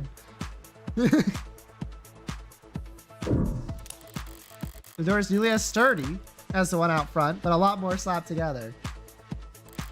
What was it originally? That was a walk-in freezer or something? What? No, we had an agreement about hovering, yeah? Yeah. It's barred from this side. Alright, come here, pull up a chair. Let me ask you something before we get started. What was your first job? Waitress. Waitress. Remember this feeling? 9 p.m., diners filtered out, doors closed at 10. They all start turning off the grills, taking out the trash, settling down, and then some mouth breather comes in at 9:40 with a big blank eyes expecting you to find him a table. Yeah, that's my... You know how many times the more annoying of the restaurateurs in my family, when we go out, they're like, oh, but they close at 10. We can show up at 9:45. Yeah, asshole behavior, not breaking any rules, can't arrest him, can't shoot the guy, even if you wanted to. So, related note, you're here to buy. A paying customer, happy to have you. Just read the room, okay? Sure. And no haggling, so what are you here for? Well, can't be honest about that. Time to build a story. This creep seems less high-strung than the others. He must have a few years and a couple of promotions under his belt. He might be on the 3rd floor at the moment, but in spirit, he's still on the street, earning. Everyone above him is more managerial position. He's in between crowds, isolated. He seems entertained by my poke at the big guy. Putting that all together, I'm not actually here for myself. Truth is, I can't hear anything over the damn screen. Got the remote sitting over the edge of the desk and turn off the screen. That's better. The hell you do that for? It was too loud.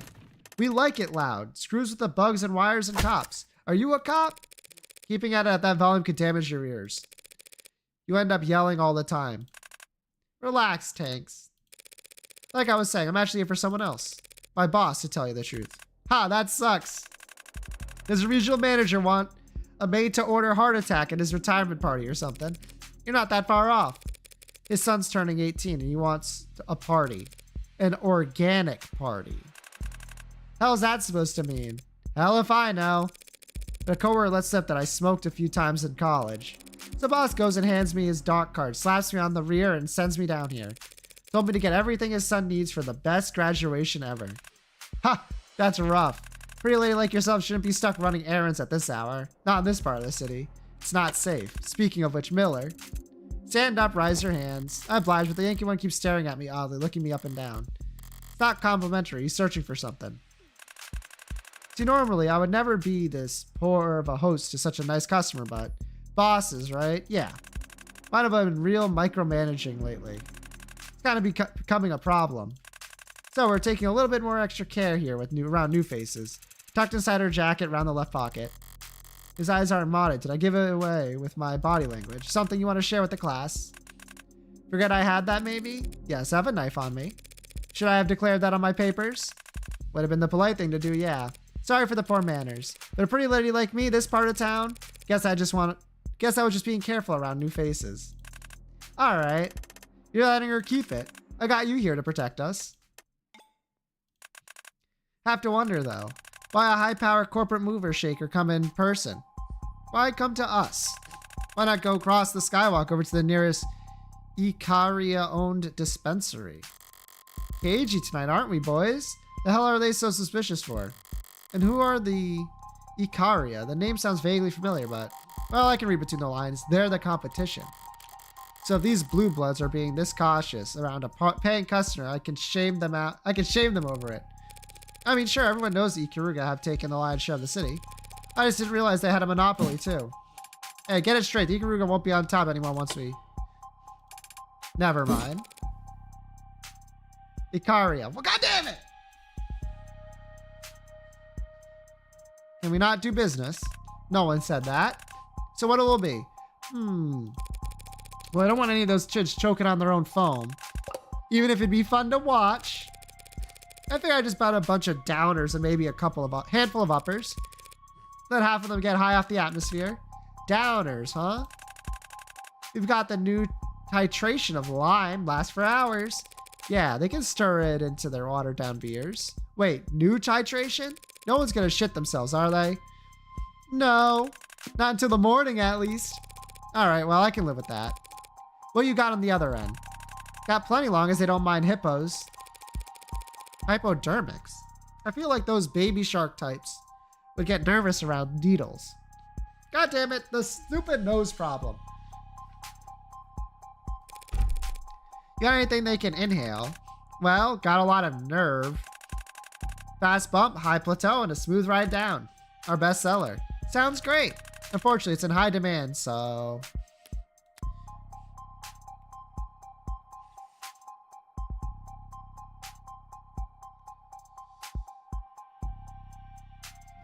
Okay. Alright. Gotcha. Hey, he's selling me drugs. Does he really have to sell me drugs? Hey, it's not my card anyway. Charge it. Gladly. Typing away at his tablet like this, he almost looks white-collared. It checks out, right? The cereal's legit, so... Yeah, man. You already said that. It's encrypted, Trey. It's not meant to be a one-tap purchase. Dark card, the gold standard for untraceable fund transfer among the criminal and financial elite. The average citizen wouldn't recognize it as anything special. It looks like any other credit or debit card. Only reason I recognized it is because they got flash all the time at my apprenticeship. Mostly for drawing lines, but sometimes for purchasing. Hard to convert the funds back into cash, but if you want to sell or buy on the black market, you couldn't ask for better. So what the hell is going on? Dealing with some very enticing bait here. And eminable Mark spending money that's not her own. They should be salivating over me. Instead, they're practically x-raying me. Why? Interesting decor. Finally, someone noticed. It's nice, right? It's called Cherrywood. Redid the paint myself with the finish I had imported. It's a nice piece of furniture, Creek. I was referring to your paperweight. Hmm? Oh, yeah, that. You like it?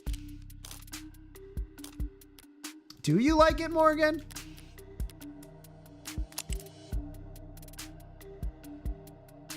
Yeah, why not? Sure. It has a certain rustic simplicity. Though it's not exactly gleaming. Have you considered giving it a polish? That'd be a crime. Oh? Polishing off the battle scars from a hard-won prize. Prize, it's not yours? Something I picked up on the job. Masculine voice, muffled, possibly gagged, and stiff, stifled, as if pained. Feels like I'm not their only guest tonight. Really wish you kept the music on, lady. Sorry, you say something? Completely spaced out just now. Didn't hear a word you said. Okay, that's okay. I didn't say anything. Guess you aren't so stupid you can't even mind your own damn business. Speaking of my business, how are we looking? The card's still processing. Sorry about that. Guess it takes time to shake a wire through enough pinholes that even the almighty state can't track it. Takes power too, apparently. Batteries plummeting. Buh! Dark card. Almost more trouble than it's worth. Definitely didn't do its previous owner any good. Before I palmed it off his corpse. Boss must be a careful guy delegating you to come down here with this. Yeah, maybe. Not very smart, though. He has no idea what any of this shit costs. Ah. If I shoot myself after I finish here, it's not like you'd ever know the difference. Ah, good on you ripping off the bastard. A woman after my own heart. There it is. Now I just need 2 thumbs and a password for verification we're golden. There a problem? Yeah, is there a problem? No, not a problem. No, no problem. Sorry, it's just something I heard. And what's that? The Blue Bloods have gotten something special in recently. Can't trust everything you hear out there, or read, or see. No, no, of course not. But is it true? A no mask? Like the man said, you gotta be careful what stories you listen to. Come on, what could it even cost? A couple thousand? I wouldn't know, I'm no art appraiser. But I do know that it's rare. Fun fact, no means talent. But I don't think that translation does it justice. Less than a dozen people on the planet who can make them. What's so special about it? I mean them, if they exist, which they don't. You want a mask? You could have already got one on your chin, lady. You've already got one on your chin, lady. State puts up cameras, we put on masks. State adds layered scans, we wear helmets. High tech climbs higher, low tech punches lower. Back and forth up the escalator. But a no mask got tech that can't be answered. Scissors sharp enough to cut rock. Anti-facial recognition fractalized active defense. Any camera, scanner, or ad looks at that mask, they'll see a face. Within a face, within a face, within a face until fatal error. Forget hiding from cameras, searching for blind spots. With a no mask, you could just walk down the busiest street in the city and break every camera in half a kilometer. You know your stuff. Buyer beware. This mask can do half of what you think it could. Anyone gets their hand on it wouldn't part with it easily. So how much? Ha! More than you can afford, that's for sure. I don't know about that. I got a pretty nice stock options. Maybe you do have the money. That's not the issue. Can't sell. It's already been spoken for. End of discussion. Well, sure, you can't sell something that's been spoken for. But things get misplaced all the time. Delivery carriers showing up the wrong address, missing packages ending up in the backs of storage facilities, merchandise falling out the back of the proverbial truck. You weren't sent here on some errands. Shit. What? What is it? Take a long look, boys, because you may never get another chance. We're breathing the same air as a genuine consultant. Some kind of mega spy? If I was, couldn't exactly come out and say now, could I? Oh shit. Is it really this easy? Yeah, that's real smart talk. Now give me one reason I shouldn't paint your brains onto the wall. Because I still haven't paid for my purchase? Definitely got the nerves of a consultant. They teach you that in some fancy uptown corporal school? Or was it something you were born with? Something I was born with? Probably. But believe it or not, I'm glad we're having this conversation. Honesty always speeds up the negotiation. So in the spirit of cooperation, why don't you start being honest too? How's that? You don't want my money, traceable or otherwise. The only reason you've entertained a customer while in the middle of whatever bottleneck you're keeping behind that door is because I have something rare that you desperately need. Don't assume desperation or need. How about want? You want the dark card account itself, not whatever shitcoin currency it holds. And why is that? To steal from your bosses. You don't know what the hell you're talking about. They're the ones stealing from us. Yeah, I'm sure you have very legitimate grounds for a wage theft suit, but I don't care. Whether it's for running away, skimming off the top, or just as insurance. If you want a wallet they don't have eyes on. Since your tall friend hasn't misted me yet, seems like you're willing to barter for it. So, the card for the mask. Not even close. The card plus 2/4 worth of my salary. That's nearly... Nah, sister, you don't have the cash for this purchase. But it ain't the kind of thing you can get a loan from the bank for. I don't like it, but... No cash. Not cash, then. Might as well try it. Well, information instead. I'm not going to say it's impossible, but it would happen to be one hell of a piece of intel. I could give you heartbreak. Psh. What'd she say? Funny. That is funny. Heartbreak, the most famous anarcho-terrorist in the country. At some Meg's beck and call. Upgraded to anarcho-terrorist now. Ugh. Lots of people were laughing very hard having shorted the right stocks before each of his kills. Hold up, seriously? No, why do people buy this conspiracy shit so easily? I don't get the joke. Why would we want heartbreak? To learn from him, make an example of him, hire him? You blue bloods have been fighting the Rust, the Ikaria, the state, and anyone who wants a piece of it for decades. Yet heartbreak's got more notoriety than all of you combined in only a few months. There's really nothing you could want to say to him, nothing you'd want to ask him. He was sitting right in front of you. The following scene contains loud noises, flashes of light, depictions of violence and gore. Hell of a bluff, I'll give you that. Thought it was worth a try. Sorry, just procrastinating having to go back to my superiors empty-handed. Nah, it was good. Good effort.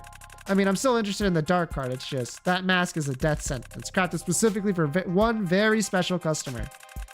I'm just the one given the honor of hanging on to it until... sounds like you got your own office politics to worry about. Getting pulled in every direction. I know the feeling. Well, that was a bunch of drama for nothing. You gonna buy or what, Creek? Oh, I'm still buying. Not for some kid's party, obviously. Plan is, we're gonna spike the competition at this meet and greet with the customer thinking make the customer think they're drooling idiots. The mask was always a long shot. I was just personally curious. Curiosity can get you into trouble down here at the bottom of the world. Don't worry. I think I'd like to know a thing or two about discretion. I can see that. Let's wrap this up then. Your password and your thumbs, please? Sure. Let's take off my gloves here. Oh, yeah. Viewer discretion advised. Real quick, before I get, do you have a bag for all this? The hell? Only need to distract him for a second. Less than one heartbeat. I did tell him to mind the safety. Huh? He made a noise as he looked down to see that his own gun had been blown up his fist-sized chunk out of his torso. Holy shit! He jumped up fast. I was expecting to blow his head off. An emotion of sharp charging towards me. Spinning left, I draw my knife, exhale, and lower my shoulders. There. A loudly broadcasted haymaker swung in front of his right. Bad instinct. He must have gotten used to those sparklers making people flinch. I step in, and his biceps smacks dully onto my shoulder. I place my knife directly into his carotid. He's gripping the knife with all the strength he has left. No, wait, he's really gonna try to pull it out? Someone's been stabbed. What do? When applying first aid to a puncture wound, removing the foreign artery is not recommended, as this can greatly increase the rate of blood loss. Another bad instinct. Huff, huff. Oxygen cut off to the brain, already losing vision. Wrote red. And dropped with the grace of a garbage bag hitting the bottom of the dumpster. So that just leaves. He has moved up to newest member, weak in the pack. Personally, I wouldn't have given the new guy guard duty. But hindsight's 2020. Gums double buried, 2 shots spent. Miller saw my knife in his little death grip. Off to improvise this last one. What the hell? Why not? Oh shit. Though, come to think of it, how do you use this thing? Aim for the bleachers, I guess? Oh fuck.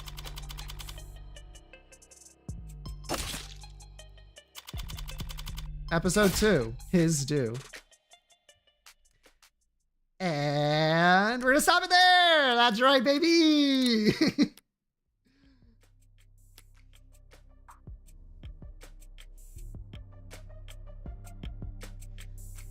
That is the end of the stream. Hell yeah. We love our non-problematic protagonists, don't we, folks?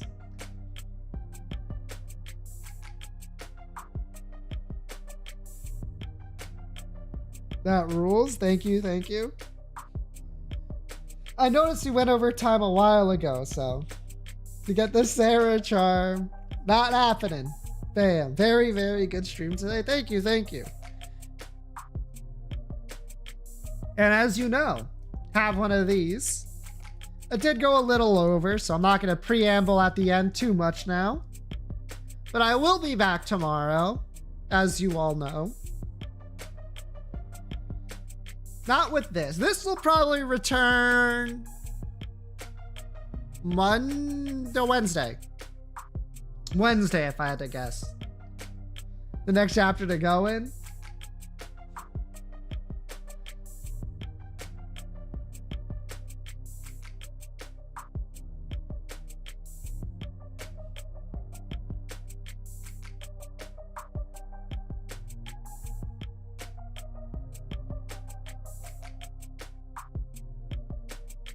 What was I saying? Brain completely lost the trail. I tried to go find it, lost it. That shit was gone.